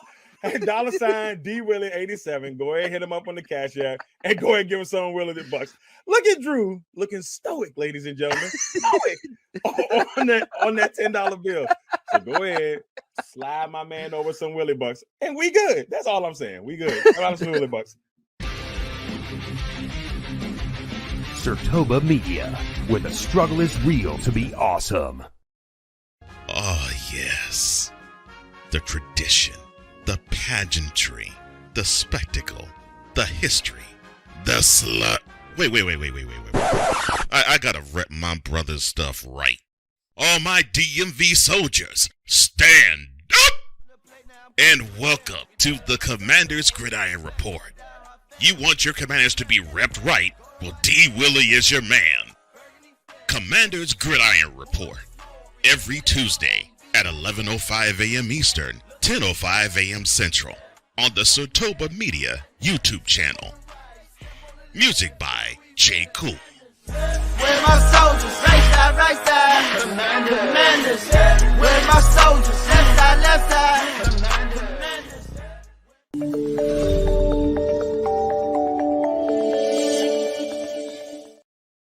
Welcome back to Total Football Talk, your source for hard-hitting gridiron action. We are here for episode 49 today, August 5th. Commanders to play 2024 NFL Draft, number 2 overall pick, Jayden Daniels, and preseason opener. Looking at this game right here. Let's go ahead and get this thing started. We got to take this into the featured attraction.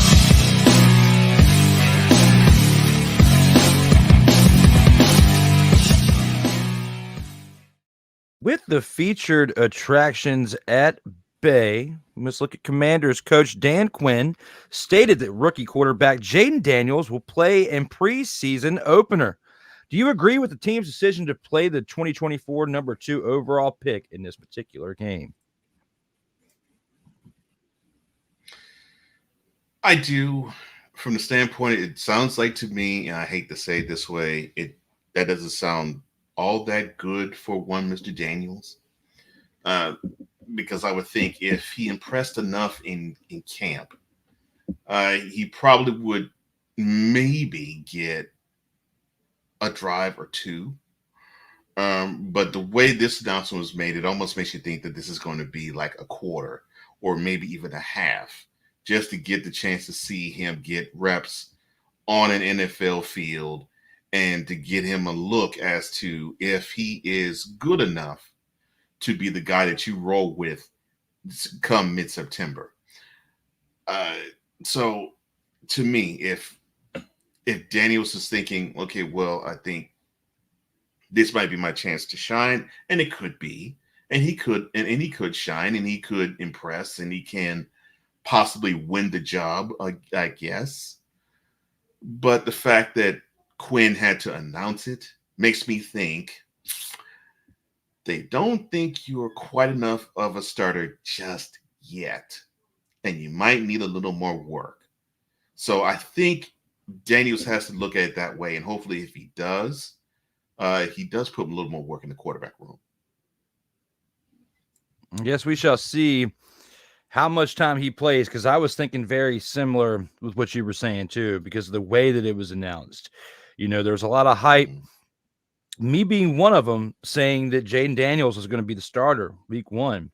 And this right here, this announcement, and depending on how the next couple of games go in the preseason, can make sure that, you know, we could potentially see Marcus Mariota starting week 1. And I'm not happy about that at all. I'd much rather see the investment we made with the number 2 overall pick there in Washington start, because you hear all the hype with Caleb Williams over there with Chicago. Jayden Daniels was up there in the same conversation as Caleb Williams as far as the talent coming out from college here to the NFL, making a lot of us think that he, again, like he was drafted to be the future for the team, but that future was going to be now.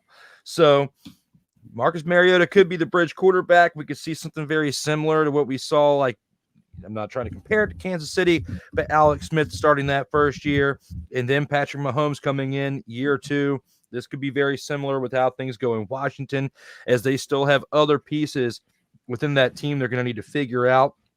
There's still some other holes on offense. There's still some other holes on defense and special teams. I am not one to say out here that this team is going to go on a run this year, although for the critics who are throwing a lot of shade on the team, I think this team will surprise you. It's not going to be as bad as a team as last year. I could easily see them go 9-8, even though I said that last year and I was wrong. I got a feeling that could be a lot easier to achieve this year when you think about the other pieces that they were able to bring in during the offseason to help stabilize that offensive line and much more.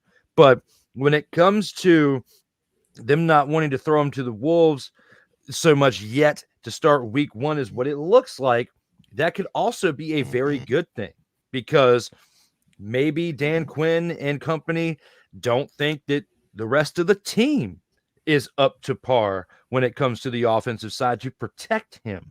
So with that being said, go ahead and get your reps in during a more meaningless time where it's not going to be as full speed as it would be at the start of the season. Get familiar, a little bit more familiar with the playbook, because that could be an issue too. There could be more of an issue of him grasping certain things within the playbook, and that's why they want to give him more reps within the preseason. And who knows, after a game or two in a preseason, their mind could shift, and by the end of the preseason, we see him play less. That could mean something else, that they are going to gear him up for week 1. So there's still a lot of question marks that have to be asked. that I'm asking myself as someone who watches this team on a regular basis, not just because of the market that I'm in and because it's always on TV when it comes to their games, but because of someone who follows them based on interest. And looking at this right here, in the news that came out about this, I was very interested in the fact that they've already announced that he is going to play in the first preseason game, because generally when you have somebody who is drafted that high, especially one that you have touted to be a very big difference maker for the offense in the future, and you're going to go ahead and throw him out there in game one, to me, just like to you, that speaks volumes enough to where they might not think that he is quite ready to take the reins at QB1 just yet. You raise a really good point in it might not be as much him as it is the team around him, and maybe he's getting some protection because of that. And if that's the case, that actually bodes a little bit better for Daniels. Now, and then the reason being, you have you have a coaching staff, and you have, to me, brass that's looking at Daniels and saying, this is your future, protect him at all costs. And that is, and it bodes well for him, because it lets him know that the team understands, okay, so we want you to succeed, and put you in position to do so maximum wise. And I agree with you. You had holes defensively, and it was unfortunate because you had talent going into the season, but you were seeing that the brass was looking at the pieces that they had, and they were like, yeah, I think we need to go in a different direction. And of course, bye-bye Montez Sweat, and then bye-bye Chase Young. One, you wince. The other, you're like, actually, that's actually a good choice. He needs to go. And nothing really replenished it. And you actually saw a team defensively get worse and worse throughout the year. And then you saw a team that offensively just could not get it together whatsoever, because that offensive line was a sieve. And so you have that understanding coming into this offseason. I get why, from that aspect, maybe this is a good thing, because it might be an indictment against the offensive line saying, yeah, look, the guy that was before him, talking about Daniels, he was put to the turf multiple times in games. We can't have that this year, and we're going to protect him from having that happen this year. And if you don't, it won't be him that'll be an issue. It'll be you, and you'll be off the team. So, yeah. And you said it early in this segment, early in this show, and I totally agree with you. Being an offensive lineman myself, the action starts, ends, and is an exclamation point with a strong offensive line. If you have that, the team goes better. When you don't, the team circles the drain. And you do not want the team to circle the drain with a porous offensive line, hurting the biggest prospects you have had at quarterback in a long time. Yeah, definitely. When it comes to, I don't really count Dwayne Haskins, as far as where he was, because he wasn't drafted as high. No. But the last time that the Commanders, then formerly known as the REDSKINS, made a pick this high, and especially with quarterback, was RG3 back in 2012. And we already know how that went. So history can repeat itself. And the one thing that was hindering that team at that point was they had a mediocre offensive line. Right. But what covered it up that year was the fact of RG3 being able to be elusive enough to get out of the pocket and extend plays with his legs. Now, Jayden Daniels can move, but that's not his number one option or even the best plan B in that moment. He needs to remain in the pocket. Exactly. And they already are probably aware they're going to have to make some more moves during the 2025 NFL offseason to bolster up that offensive line to protect him. So that's probably why we will probably see Marcus Mariota more often this season for that reason. And, that's what he's getting paid for, to take the licks. And he's going to take them this year, I think. Maybe not as bad as last year with Sam Howell getting sacked as much as he did. I think no matter who would have been back there would have got sacked as much as they did. So And they made some moves. I mean, Nick Algoretti coming over from the Kansas City Chiefs, was a big pickup for leadership for that offensive line, but to help really establish the foundation of that line. He's not going to be as good as Jason Kelce was to the Philadelphia Eagles, but he's going to bring somewhat of that leadership from the Kansas City Chiefs and the style that they had to the Washington Commanders as they continue to add pieces over the next 1 to 2 seasons. I think that this line is going to reestablish how this entire offense plays, but it's got to be a part of like a 3 to 5 year building plan. Like it doesn't happen just overnight. Right. But because of the hype that was around Jayden Daniels, also partly by myself with my show that I have that returns next week, the Commander's Gridiron Report, 2 weekly shows. Bing! In honor of the architect of the Bing, Kyle Nash, who will be on the In or Out Sports Debate tonight. I had to drop that one out there. But when it comes to this right here, I don't think this is the last that we're going to be talking about Jayden Daniels, of course, during this entire season. We are going to see him at parts throughout the season, and he may start before the end of the year. I just don't think it's going to be at the beginning of the year like those of us, even including myself, had hoped. I agree with that. I think this sounds really harsh to say, and this is coming from a guy who actually has a team where they started a rookie week 1. I want Jayden Daniels to start if all the pieces are there. But I think you have the right mentality. I think you probably do have to manage expectations, and that sucks to say. I can almost feel the bad taste in my mouth when I say it, because Marcus Mariota is the guy where you manage your expectations on. But I understand that you have a prospect that, yes, like you said, for the first time in 12 years, that is going to man your offense. You want him to succeed on the highest of levels and give him the best chances to succeed. And it looks like the front office has the right mentality in mind. They're starting to build an offensive line around him, and not just pieces, but build a mentality with the offensive line that they need to build around Jayden. And if that's the case, it's looking up for him. And I think that's the way I think all of you have to look at this situation. What can make him succeed on the highest level? And it shouldn't be like with the Bears situation with Justin Fields.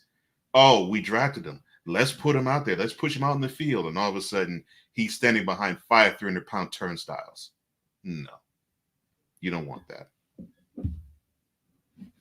Absolutely not. And it'll be interesting to see how things pan out for that team, over the course of the coming months as we are now back into football season. They play this Saturday, and many other teams do this week, as well as NFL football is officially back, not at 100% speed, but it is back nonetheless.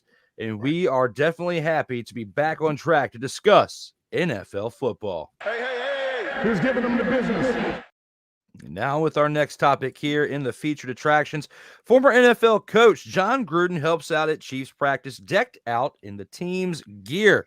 Do you believe enough time has passed for him to get another chance at coaching in this league? Enough time has passed. I don't even think it's about time, though. I think with him, it's about philosophy. And look, I dealt with him being a coach, the way he thought when he was an assistant in Green Bay and an assistant with the Eagles, and then the head coach with the Bucks, and then 2 head coaching stints in with the Raiders.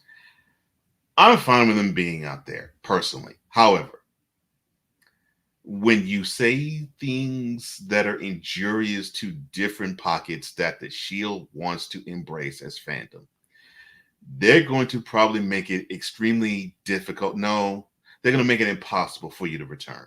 So they do want to endear themselves, of course, to people who look like me. They want to endear themselves to the LGBTQ plus community. That's obvious. You've seen it in both ways that I've just mentioned. Basically on and basically on the sideline, adorning the end zones, messages that are catered to people like me and people who are in that other particular community. So you have that understanding, and then when you bring across somebody who he is called that particular section a derogatory word that you don't use anymore, that was used frequently beforehand, and you have him call the director of the NFLPA something that is inflammatory as well. And unfortunate, it was inflammatory to a guy who was, well, my culture. You wince and you think long and hard, and then remember there are countless email. You know this even better than me, because it's unfortunately your team had to be caught in the maelstrom of this crap. The NFL has all of that still somewhere in New York. They have all of that there. They're going to look at Gruden and they're going to say, yeah, old fogey. Yeah, you know the sport. Yeah, you have a passion for it. But good Lord, you have some views that will turn many of our fan base that we're trying to cater to off. And I think that is going to be the hill that he's going to have to scale eventually. And he's going to have to do a huge kumbaya and a huge I'm sorry and a huge mea culpa to actually do it. Now, will he be willing to do it? That's a horse of a different color. But yeah, enough time has passed. I'm not sure enough mending of the fences has, though, between him and the Shield. You bring up a lot of really great points, and I agree with you wholeheartedly with that. I do have some things that I want to add to that, though. And some of this that I'm going to say does not excuse what happened whatsoever. First and foremost, the Washington team at that point, the culture was an absolute dumpster fire. And his brother was part of that as the coach of that team. And, you look at how, him being the coach of the Raiders and everything at the time, and the dialect back and forth, that is unprofessional no matter what your job is. Okay. It's not only is it unprofessional, it's morally and ethically incorrect. Like it's the, it's the definition of the way I'm glad that I was not raised to think along those lines. Like, because the only color I see is green because I love money. Okay. So people in themselves, their good and heartedness, how genuine they are. If you're a fake mother father, I'm going to call you out for it. If you are a liar, I'm going to call you out for it. And unfortunately, there are some people out here who I would consider brothers at some point who I look at as liars and fake, and they are along the same lines as I look at with Jon Gruden right here. Now, Jon Gruden is a Super Bowl champion, right?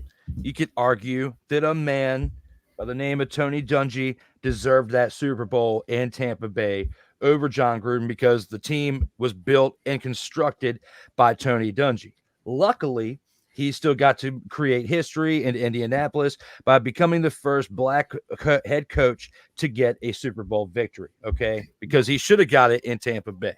Yes. So maybe that right there with Jon Gruden and the way his mindset was, that boosted his ego in a worse way because he took over the job from a black man winning the Super Bowl, okay? That is wrong. Like, that is the way that he thought. That is absolutely incorrect and deserves what he's going through right here and now. I will say this. He has issued apologies, and this is not defending him. He has issued apologies, and I think certain parts of the NFL, certain layers of it, and now being the Chiefs is one of the first ones, have forgiven him enough to where they're giving him the opportunity that he just had. Because him being with the Chiefs during that practice was receptive enough by the players for him to be around. You didn't hear any flack from the players.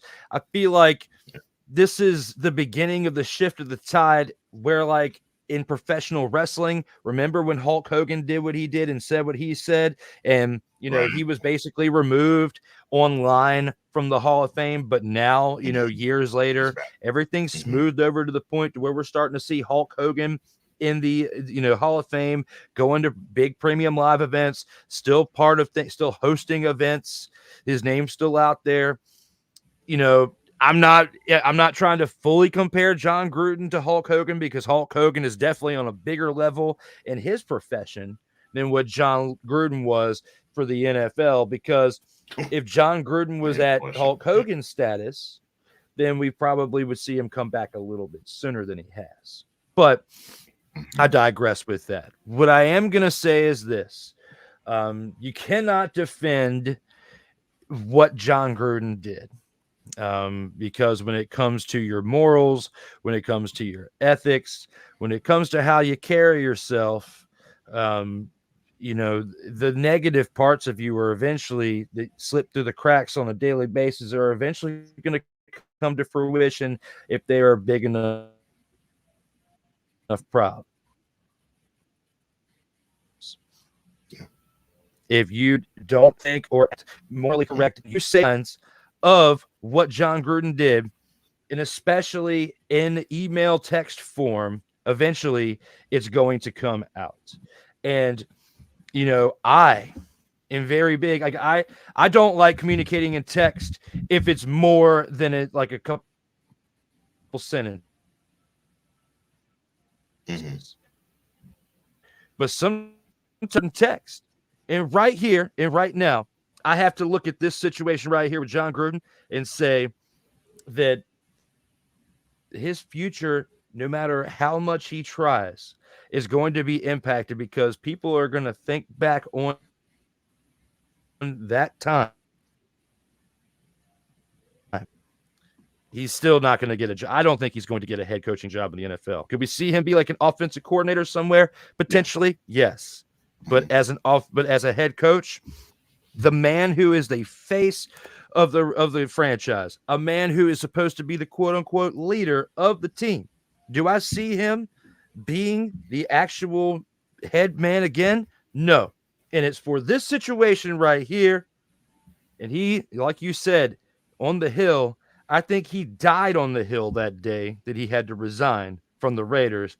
And he may still do other great things out there in the world, but it's not going to be as a head coach of an NFL franchise. No. Actually, it probably wouldn't be for no other reason, age. But if you take that out the equation, yeah, I think he doomed himself by how he had to exit being the coach of the Raiders the second time. Now, you also have to put in the context, why the Chiefs? Well, look at the head coach of that team, Andy Reid. He got a chance to coach alongside Mr. Gruden on the same staff in Green Bay 30 plus years ago. So, you know, they have some history there. And then when Reid became the head coach of the Eagles, Gruden, you know, traveled along with them. So there's a connection between Gruden and Reid. So I got that. So when I saw that, you know, he practiced with the Chiefs, didn't surprise me. I'm like, okay, yeah, Reid and Gruden, they have a relationship that extends decades long. Not surprised. But absolutely. Yeah, not surprised at all. But do I think he's going to get a head coaching job? I'm with you. No, I don't think he is. I think he'll be best suited to not even try for it, to just simply be an ambassador and try to basically be one of goodwill and say, I'm a cautionary tale of when you put your foot in your mouth and say some really ridiculous things, you can cost yourself an NFL slot. Don't be like me. Do your job and protect your mouth along with it.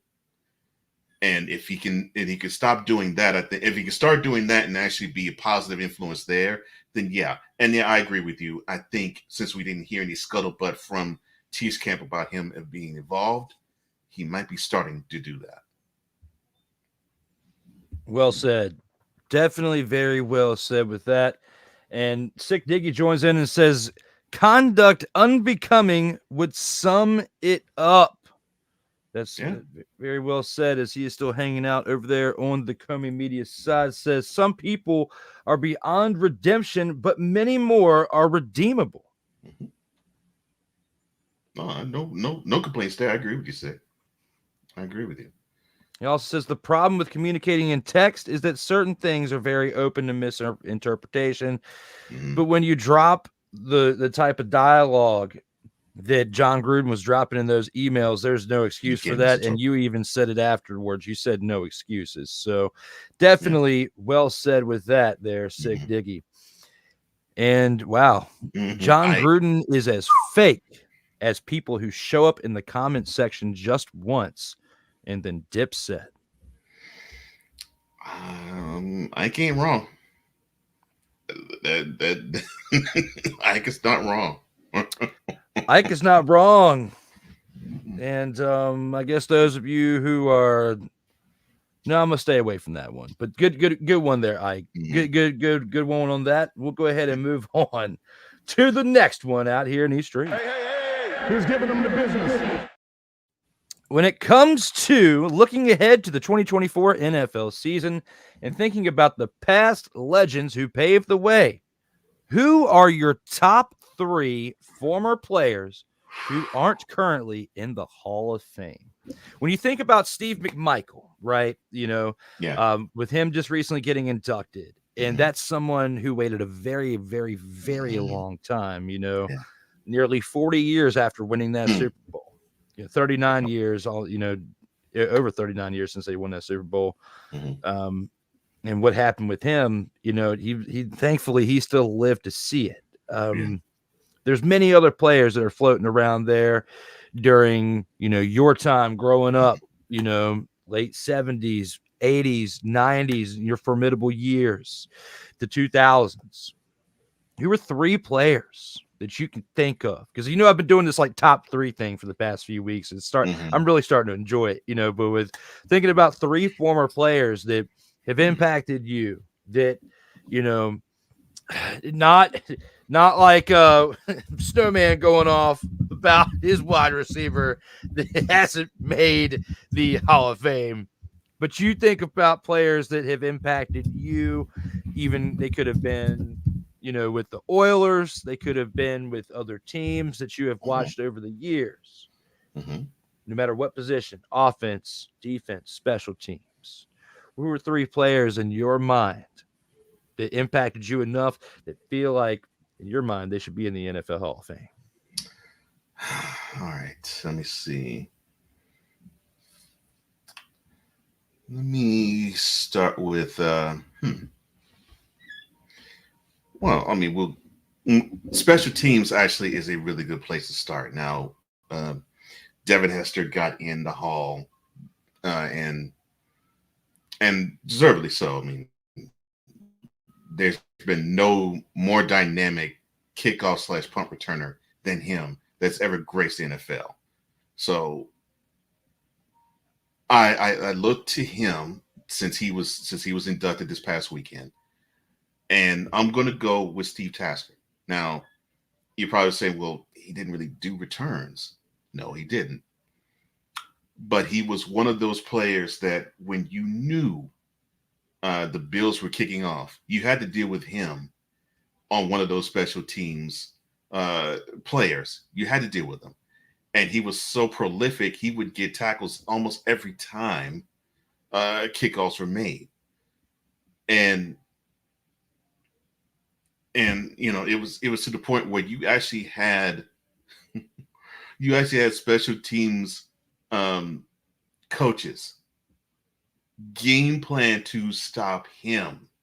And this is not a kickoff returner. This is the guy to basically stop kickoff returners. But he was that impactful. So yeah, I will definitely say Steve Tasker Another one who I believe should be in Hall of Fame, I'm surprised he's not yet, Anquan Bolden. I think he's one of the most clutch wide receivers in the past 20 years that I've seen. When I saw a game in the playoffs, I just knew that he would have 2 or 3 clutch catches almost every single time, and he would come through. And for the longest, he was languished with the Cardinals, and he would have these wonderful stats, but unfortunately, the Cardinals just weren't doing much of anything except for that 2008 season where they did go to the Super Bowl. But when he got to the Ravens and he had the opportunity to participate in the playoffs, he did his thing. And I think he to me is one of the most clutch wide receivers in the playoffs I think I have ever witnessed. And in the last 20 years, I think he is one of the most clutch players, period, just because of what he did during the playoffs, and especially that 2012 run.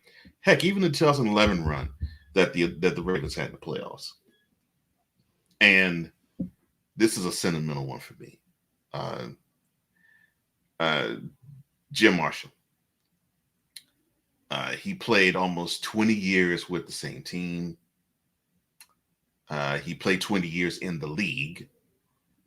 And unfortunately, people know him most famously for scooping up a sack fumble and returning it to the wrong end zone for a safety.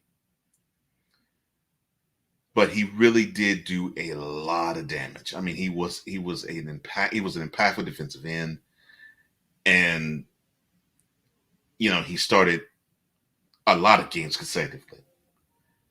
And dude, still to this day, he has the most career fumble recoveries in NFL history. So, I mean, you have him, who I believe is one of the blueprint figures as to how you'd want a defensive end to be as a grinder. Normally, when you think defensive ends today, you think pass rusher and occasional drop back, a drop in the pass coverage, not too far, maybe like 5 yards off the line of scrimmage to eliminate slants coming across or to eliminate curls or flats to running backs. This guy was a grinder. I mean, this guy, you asked him to do whatever you wanted out of defensive end. He did it, and he did it to the highest level. And the fact that we're still almost 50 years since he retired, and he has not sniffed the Hall of Fame, travesty. So I will say Steve Tasker, Anquan Bolden, Jim Marshall.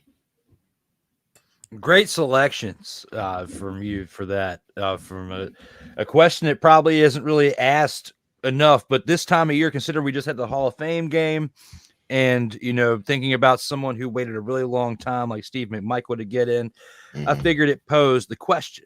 Now, I have 3 different individuals that I think you're going to agree with very, very, very well on this, and first of all, I'm going to start with Ken Anderson, still the leading quarterback in Bengals history.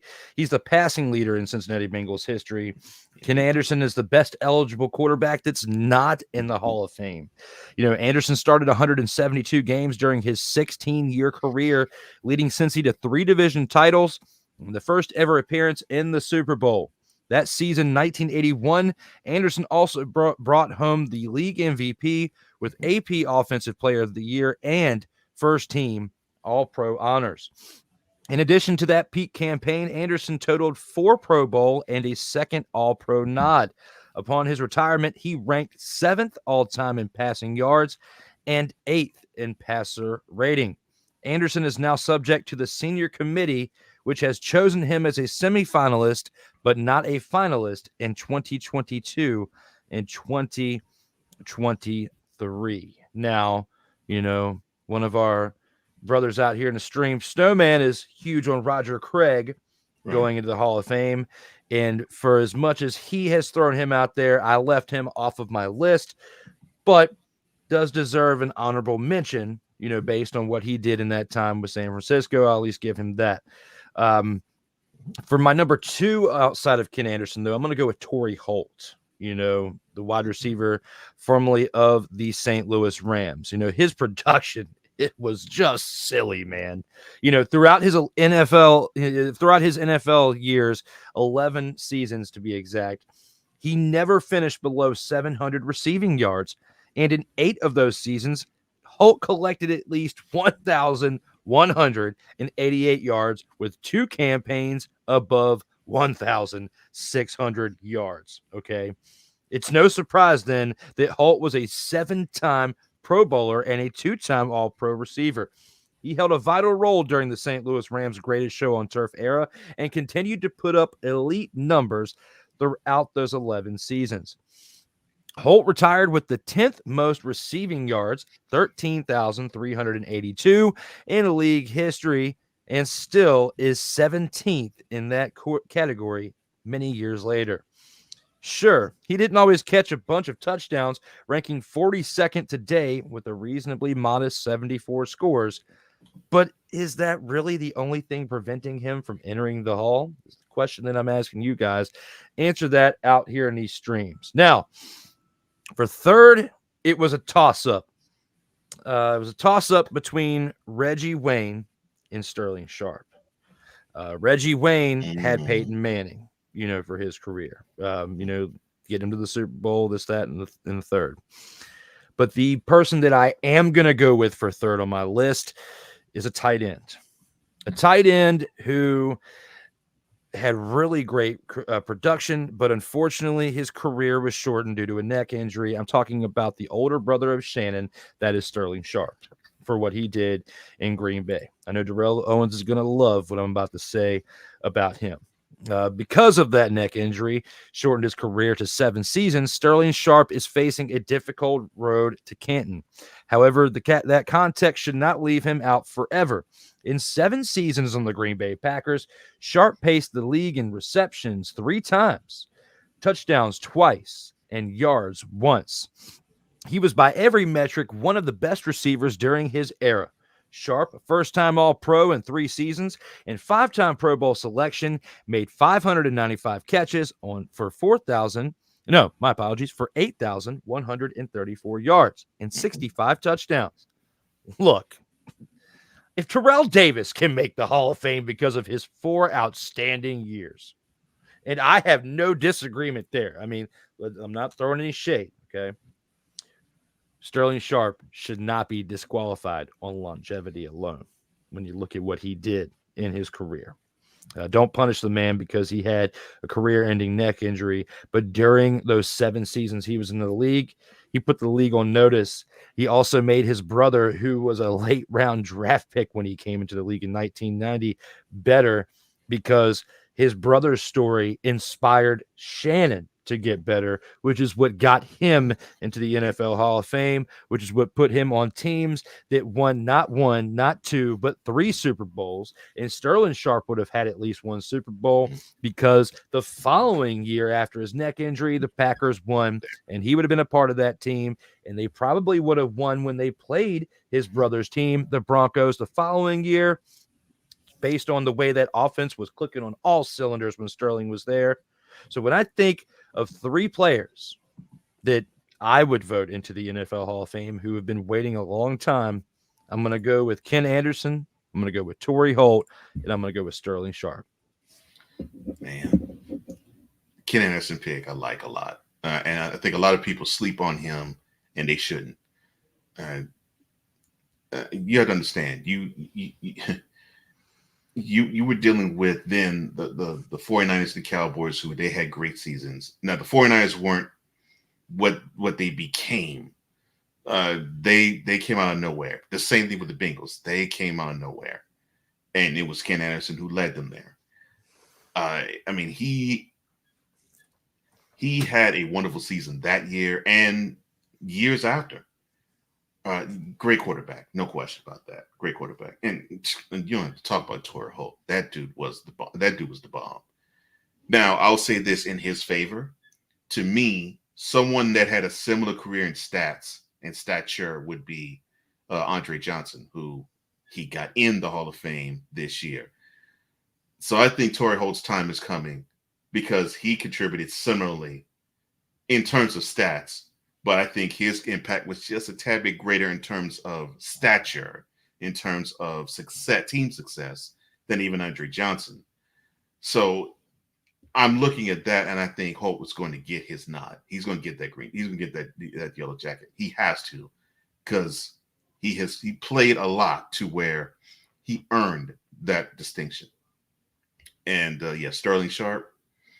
Yeah, I don't have to say anything about him from the standpoint of Shannon has actually said that he thought that he was the second best Sharp in the family that played in football. He even said that out of his own mouth. Even in Canton said that. And I agree. And I'm a big fan of Shannon. I mean, I loved what he did as a tight end with the Broncos, and then later on the Ravens. But Sterling Sharp made Brett Favre's career. I don't care what you tell me. Favre was afraid to go to another receiver when Sterling Sharp was playing. That is how much impact he had on the Packers when he was playing. I mean, you can look at stats. He probably ended the season with like 90 catches. The next highest total would probably be like something along the lines of 45. I mean, it was that ridiculous. You knew when you saw the Packers come in town, you knew that Favre was going to force feed it to Sharp, and they still won most of their games. That's how much of an impact Sterling Sharp has had. So yeah, he should get in, not just with Terrell Davis, Gale Sayers. And those two had impact, and their careers were shortened by injury. The same should be for Mr. Sharp, because Sterling is one of the greatest wide receivers I ever laid eyes on. I don't care how long or how short of a career he was. That's one of the best wide receivers I've ever laid eyes on, because he did everything a wide receiver was supposed to do. Everything. It's going to be interesting to see if any of these players get inducted into Canton in the next, few years. But definitely great picks by yourself and myself. And we'll have to see if one of our 6 combined players that we have spoken about today, if we see them coming to fruition as an elected Hall of Famer in the next year to 2 to possibly a little bit longer than that. Yeah. That rounds out our featured attractions. Let's go ahead and take this into my favorite part of the week.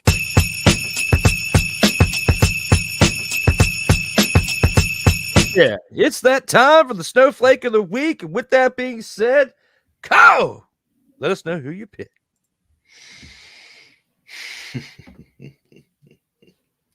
Now, I'm going to sing your praises at the post game. So understand this is coming with criticism. And no hate, just criticism. But the NFL, come on down. That's right. You get a chance to sit on the seat of Snowflake of the Week because you had the audacity, with very little thunder, very little, and a lot of rain, you call off a preseason game almost 2.5 quarters into it. You should be ashamed of yourselves for doing so. And my partner said it, my brother said it earlier. If this was a regular season game, you wouldn't do it. You wouldn't call the game. You would have to play all the way until the final score. But the fact that you decided to say, let's call it. So for those of you that don't know, I do a morning show you see commercials on this every weekday. And when I announced the game was coming that night, I yawned. You know why I yawned? Because I know the NFL fans don't take it seriously unless you, of course, participating in the Hall of Fame ceremony, which that is really the more important thing, the element of the whole thing. The game itself is an absolute travesty. It is a dog and pony show, and it is done from the standpoint of, well, we get to celebrate football again. and the best players are on the bench. And along with the best players being on the bench, a little inclement weather, you act as though it's baseball. Oh, come on, Shield. You know better than this. Oh my gosh. Calling in the third quarter. Jeez.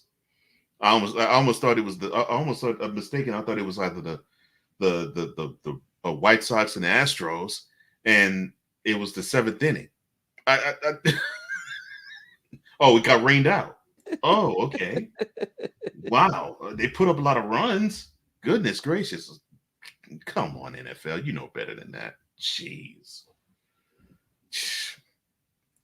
Yeah, it's definitely very, very interesting, which is why I had to make that statement that I made earlier. And I'm glad that you piggybacked on it somewhat to an extent to add it into your Snowflake of the Week. Mm-hmm. That makes me very, very happy that a segment that we discussed switched on over into the Snowflake of the Week. And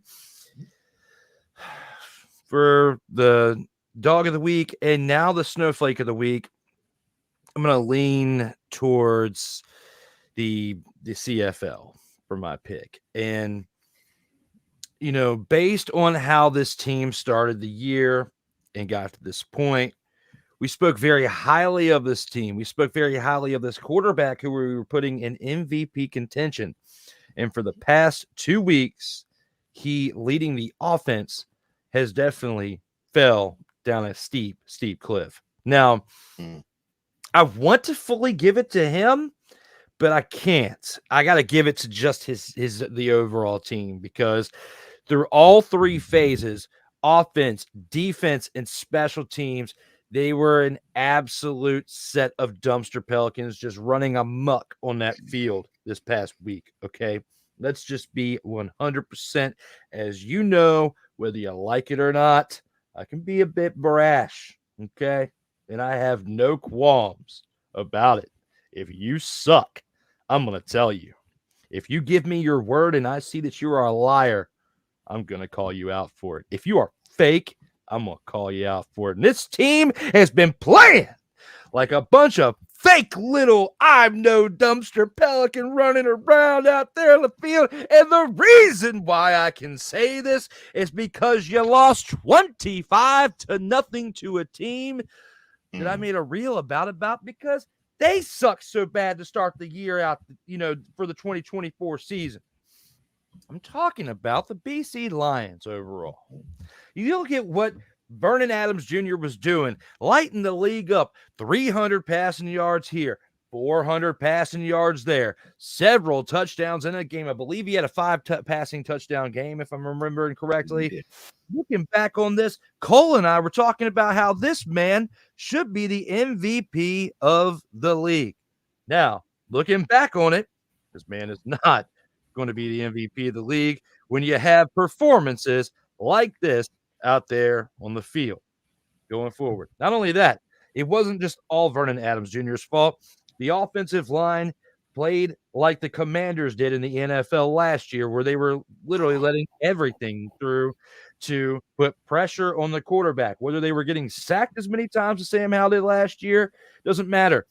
He was still getting beat up in the game to the point to where he only had 74 passing yards on the day, no passing touchdowns, and an interception. You couldn't even get your running game established, and don't even get me started with the Lions defense, because they absolutely sucked in that game, okay? When you give up 25 points and your offense scores 0 and you get the goose egg dropped on you in this game and you fall to 5-3 when you were just 5-1 a couple weeks back, and we were looking at you like we were looking at the Alouettes and we were looking at the Roughriders, and now we can't even look at the Roughriders the same way.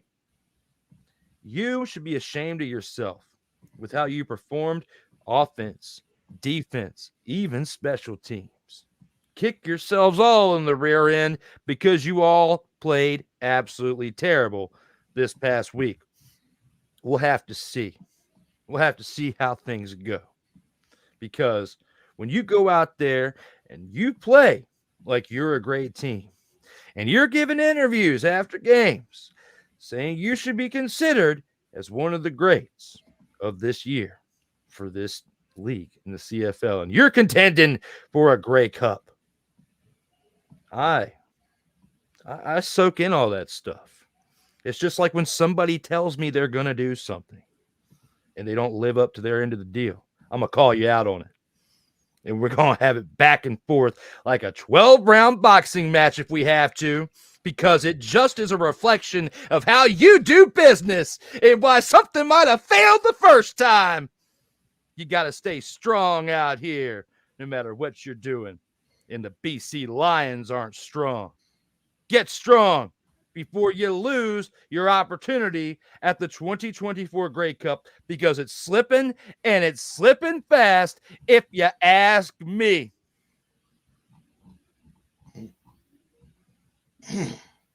That's some pretty strong stuff.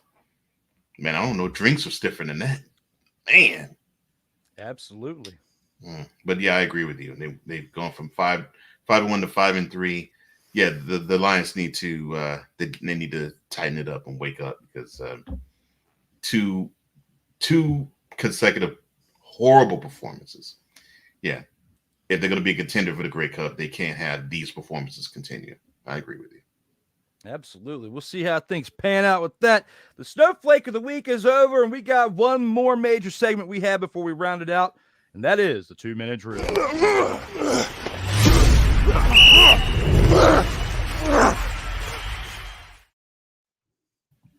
Speaking of the 2-minute drill, this is week 10. We're going to recap. Well, not recap, a preview. And the team that got that big win, the 25-0 win, has the bye. The Winnipeg Blue Bombers, who are 3-6, now have the bye. When we look at Thursday's matchup on August 8th, 7:30 p.m. Eastern Time on TSN, the Saskatchewan Roughriders, who are 5-3, travel to Ottawa to take on the Red Blacks, who are 5-2. Cole, who wins this game and why? So before the Red Blacks had their bye, they had their best performance, and they get to host a team that I really believe I don't think they're feeling really good about themselves. This is a really good one to pick. This is a really good one. This has the potential to be game of the week. I don't think the Roughriders have enough yet. I don't think they'll rebound quite yet. I think they're going to take another L, and I think the Red Blacks are actually going to improve on their performance that they had before their bye. So yeah, I'm picking the Red Blacks to win at home.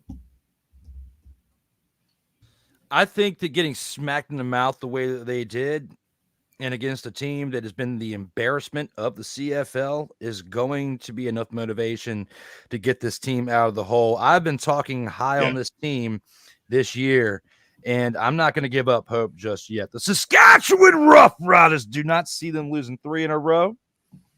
And with that being said, I'm going to pick them to win the road game. We're going to disagree on this one. I hope I'm right, but I probably will be wrong just because of what I picked the past couple weeks. I'm still going to go with the Saskatchewan Roughriders as my team to win this game. Hey. Who's giving them the business? Moving on to Friday, a repeat matchup from the previous week, as we have the Toronto Argonauts taking on the Calgary Stampeders. But the Toronto Argonauts are at home this time. Both teams are now at 500 at 4-4. Games at 7:30 p.m. Eastern Time on this Friday, August the 9th. Who do you have winning this game? Do you think the Calgary Stampeders win back-to-back games against this team right here? You know, I have a lot of faith in the Stampeders. I think they're going to do well. I really do like what they have. They had a wonderful performance this past week. Hell to the no, to the no, no, no, no. Hell no, to the no. No. I think the Argonauts will bounce back. I think they I think they'll have that nasty taste in their mouth, and I think they'll rebound. I think they'll win, and I think it'll be ugly, but I think they will win.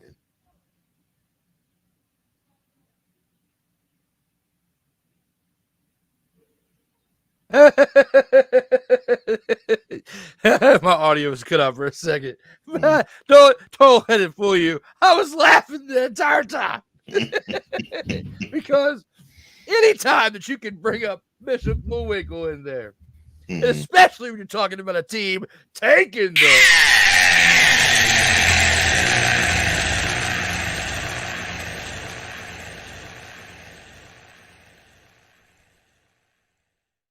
makes me feel good, and you know it chaps somebody's AAS. And I say to respond to who we talked about last week in AAS. You take that A in the middle, put another S in there, and you know exactly what I'm talking about. Now, that was for the radio airwaves to be creative.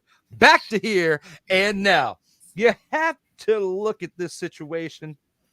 And the Calgary Stampeders got lucky last week, I think.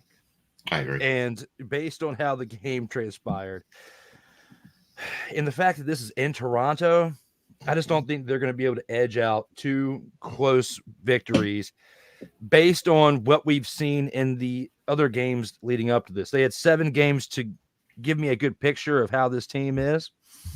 And this team easily at points throughout those previous 7 games before last week did this.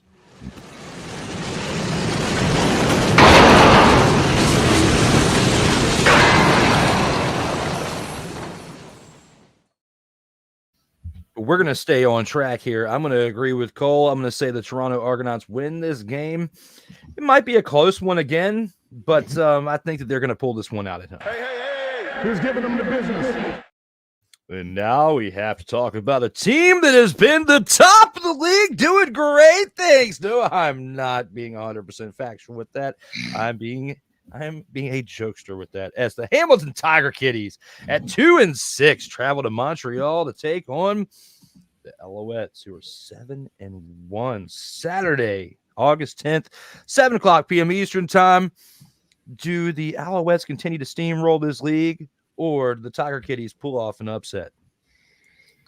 Man, the schedule makers must have felt benevolent to the Alouettes. The Alouettes had an easy time in Hamilton against this team. I can't see them having a harder time at home. I think the Alouettes will go to 8-1. I don't see what the Tiger Cats can do to even slow them down, much less stop them. Well said. I am 1,000% behind you on this one, as the Alouettes are going to decimate the Tiger Kitties. Hey, who's giving them the business? In our last game on the 2-minute drill, Sunday, August 11th at 7:00 p.m. Eastern time, a team that we just threw some shade on that I just did during the Snowflake of the Week, the BC Lions, who are 5-3 now after 2 consecutive losses, travel to Edmonton to take on the previously 0-7, now 1-7 Edmonton Elkamos, who came off a big victory against the Roughriders. Do you think they keep the momentum going, get their second win of the year, and embarrass another highly touted team to fall to 5-4? Or do the Lions resurrect themselves, get their 6th win of the year, and get back on track towards contending for a Grey Cup? I think I'm smelling the Lions licking their wounds, and I think they're going to respect their opponent, and then they're going to go out and thrash them. I really believe that the Elks are going to be riding high. They played their best game of the season, obviously. But unfortunately, although they're coming home with this one, I think the Lions will go to 6-3. I think they will take that butt whooping they had in Winnipeg personal, and then they're going to take it out in Edmonton. In Edmonton at that.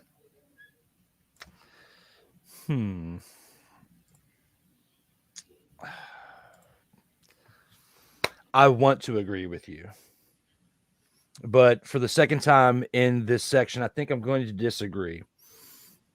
Based on what I saw from the Roughriders this past week, their defense is a little more suspect than the Lions' defense. But then based on what I saw in a production with the Lions getting blanked by the Winnipeg Blue Bombers, and the Elkamos putting up 40-plus points on a team that's just in the same conversation as the Alouettes, as the Lions, and that being the Roughriders, I'm going to go with the Elkamos in this game because I haven't actually picked them to do anything great this year. But I think even if this is the biggest things that they do, winning in back-to-back weeks and the most success that they have in 2024, I think that it is very believable based on what they did against a team that was at the top of the league last week. I think they could potentially do it again, and we'll have to see if that comes into fruition. I hope for your sake that you're right, but at the same time, I wouldn't be surprised if my pick comes into fruition too. Well, I guess we'll see. It would be great to actually see the Elks go to 2-7.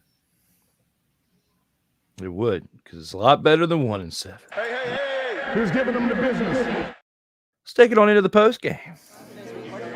As long as it's one. It's great. I love it. I hope it actually is recording. Listening to it. And here with our final segment of the show, it is the post game. And with that being said, for our closing thoughts, give it to Co.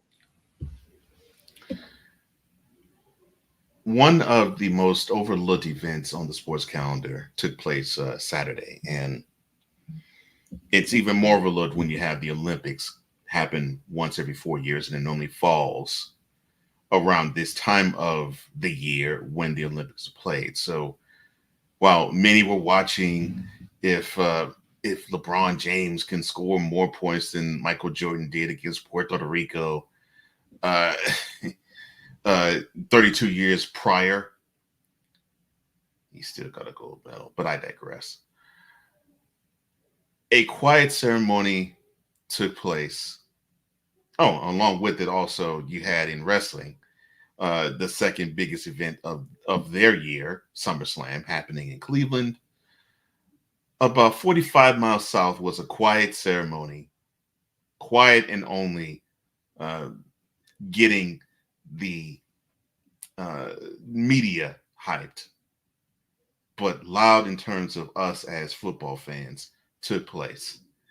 The most hallowed grounds in all of football for a football fan in Canton, where the 2024 class got inducted. And it was great to witness all of what we got a chance to see. I only got a chance to see a little bit of Devin Hester's speech and most of Patrick Willis' speech. I think, and it's funny, we were talking about guys who had a shortened career and getting the yellow jacket. We mentioned Gale Sayers. We mentioned Terrell Davis. We mentioned Sterling Sharp needing to get in the Hall of Fame. Here's another one you can throw in that had a short career, only 8 years, yet he now has and now sports a yellow jacket, Patrick Willis. Of course, he was the former 49er. Great. And I do mean great because what he did at the middle linebacker position almost mirrored Ray Lewis. And if he were to have played twice as long, he probably would have gotten as much love as he did. But the class of 2024, I really was enthralled with what I was seeing. I love the fact that you had Julius Peppers, who it was funny that he gave a mention to Michael Jordan. Of course, they went to the same college, that being North Carolina. So it was great to see him. Of course, he was one of the two, I guess you could say. Well, actually, it was supposed to be the headlining name, but I don't think it really mattered. All of them to me are stars, in my opinion. So you had, of course, an old Broncos legend of Randy Grandichar. You also had Devin Hester, probably the best kickoff returner in the history of the game. You had Dwight Freeney, who the former Colts legend made it basically a cheat code to have the speed that he did, and of course the spin move from the defensive end position or the outside linebacker position is still one of the best pass rushing moves in the history of the sport. Then you have the sentimental favorite, Steve McMichael. Of course, he unfortunately has been afflicted with the disease. ALS. Thank you. ALS. The disease escaped me. Thank you. He's been afflicted with ALS, and I was touched when I saw when the announcement was given to him.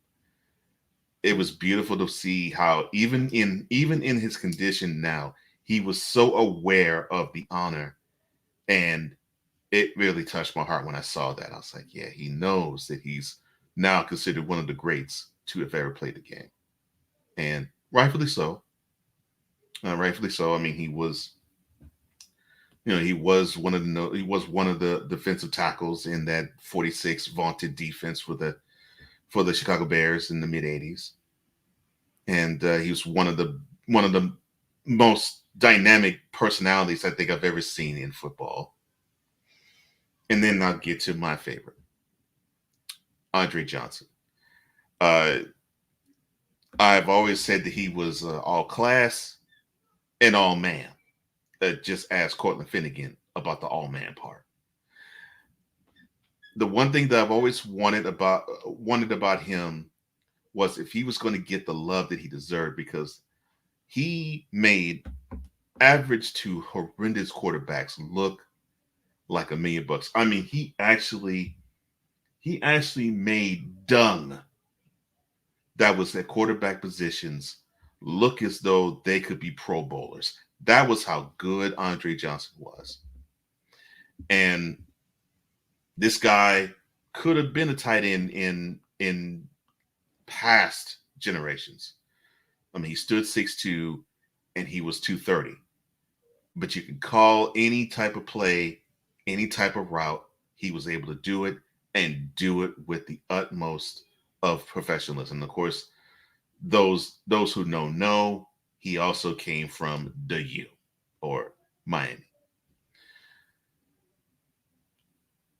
I'm glad that he is the very first Texan to now call himself a Hall of Famer. If I were to wanted to have somebody to have that distinction, it would be number 80. And although I'm as big a fan of J.J. Watt, and he's going to get his time to be it in. He isn't eligible yet, but when it's his time, he's going to get in first ballot. I already know. But if I was asked, who would you want to be the first Texan to be the Hall of Famer? Pro Football Hall of Famer? I would have said Dre all day, number 80. Because he still to this day represents the Texans so well. And what I'm loving about this class is I can point to moments, maybe for the exception of Grandichar, because he came up when I was young, real young. I remember his name. I remember seeing him. But I can recall the others for sure, like this. What they did on the field. The dynamicism of their presence on the field. And that was great. But the presence they carried themselves off the field, and you got a chance to see it with their Hall of Fame speeches, it makes them even greater. So if you wonder why I think we have the passion and the love of the sport that we do, just think about these 7 gentlemen who were enshrined into the Hall of Fame in Canton. All of them, they may be Pro Football Hall of Fame elite, but in my opinion, better than that, those are 7 great men. So congratulations to you. An honor well deserved. so glad that you all represented the class of football, but the class of men that you all are, and the caliber of men that you have been, that you are now, and that you continue to be. Very well said. Very well said. Going back and, circling back around with the Hall of Fame inductions, bringing up what you did with Steve McMichael, and especially being able to take a minute to discuss, Hall of Fame induction for somebody who helped establish the name for the Houston Texans. Definitely deserves to be the first inductee. So wanted to give you your flowers while I had the opportunity to do so. Thank you, sir. You're welcome, as always. And thank you for reminding me of ALS, because doggone it, the disease that Michaels has. What is it? What is it? No, you're absolutely right. And, there's many things that are going on within the game of football, and it's just like how sports can roll into life, and certain situations in football can remind you of things in life, and certain things in life can remind you of football. I think of what's going on in Minnesota in their quarterback position. Sam Darnold, JJ McCarthy, how there's been a lot of excuses thrown around for many, many years when it comes to Sam Darnold. There's one thing that, besides a liar, that really chaps my rear end, is somebody who comes up with excuses and is fake as you know what when you call them out. And that's what we have here with Sam Darnold. That's what we have here with Sam Darnold. Sam Darnold reminds me of certain people out here who should be elevated a little bit higher in what they're doing, but they got too many excuses that they throw out there, and it's why something might have failed the first time, and you're just getting it running and rolling again. Okay? Sam Darnold is the same as you, and that's 100% real, okay, when it comes to Sam Darnold. Now, let's throw some wise things out there when it comes to Sam Darnold out here in these streets. Being drafted in New York. You know what? Right there, I'm not going to throw so much shade on him because he was drafted to a pretty bad situation. It's been pretty evident about that. You look at how Aaron Rodgers' production was last year. Only made it through 4 plays and then was getting hurt. Okay. Then he goes to San Francisco. And, of course, he had his little tenure in Carolina. I shouldn't really count San Francisco because he was the backup. But you think about what happened in Carolina. He's bounced around enough. He's not even at 30 years old yet. And now he's with the Minnesota Vikings. A team that, regardless if they had J.J. McCarthy or not, you should be thinking about Sam Darnold as the starting mother-fathering quarterback. But guess what? He's about to lose the job to a rookie quarterback who, yes, is a national champion with Michigan. And yes, was drafted in the first round like Sam Darnold. And yes, there is some qualms about both quarterbacks here. But what I have to say is this. A lot of things that I've heard from Sam Darnold and his cap about the results that he has had in the NFL has been nothing short of excuses. Kind of like a fake little snowflake when you confront them on something that they said and then they are nowhere to be found with a response. Right here and now, when it comes to Sam Darnold, this is it for him in the NFL. He loses this job to J.J. McCarthy. There is no 5th opportunity. Can't really say 5th, maybe 4th, because he's had 4 other opportunities before, but I still can't really count San Francisco because it wasn't like he was brought in there to be the starting quarterback. It was New York, it was Carolina, and it was now here in Minnesota that he was touted to be the starter. If he can't go and he can't be the starter because J.J. McCarthy beats him out, it's it. you might as well sign them up for the UFL, the CFL, somewhere else. It's an FL besides the NFL, because again, the NFL can stand for not for long if you can't put your money where your mouth is. Okay. Meaning, to those of you who aren't following, your production where the hype is. When somebody is knocking on your door and you sell them a bill of goods, and then you cower and you don't even have the cojones to tell them, you don't even have the cojones to tell them the truth. And he doesn't have the cojones to show them the truth by the level of production that he can put forth out here on the gridiron. He's not doing it, and you aren't doing it either. Now, we'll see if that's the case for Sam Darnold in 2024. If that's the case for the Minnesota Vikings, we shall see if what I'm saying is true or misconstrued here for my final take out here for episode 49. That does it for our post game. That does it for episode 49. That does it for this week's edition of Total Football Talk. But we do have one final thing, and that is for the EP of all EPs to take us home.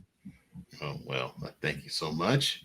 Well, we appreciate you as always for liking, for sharing, for subscribing, for commenting. Thank you, TFT Tribe. We definitely appreciate you. And thank you for the comments that you present to us through Sertola Media and Comey Media Incorporated as well. We totally appreciate the love and the support. We thank you.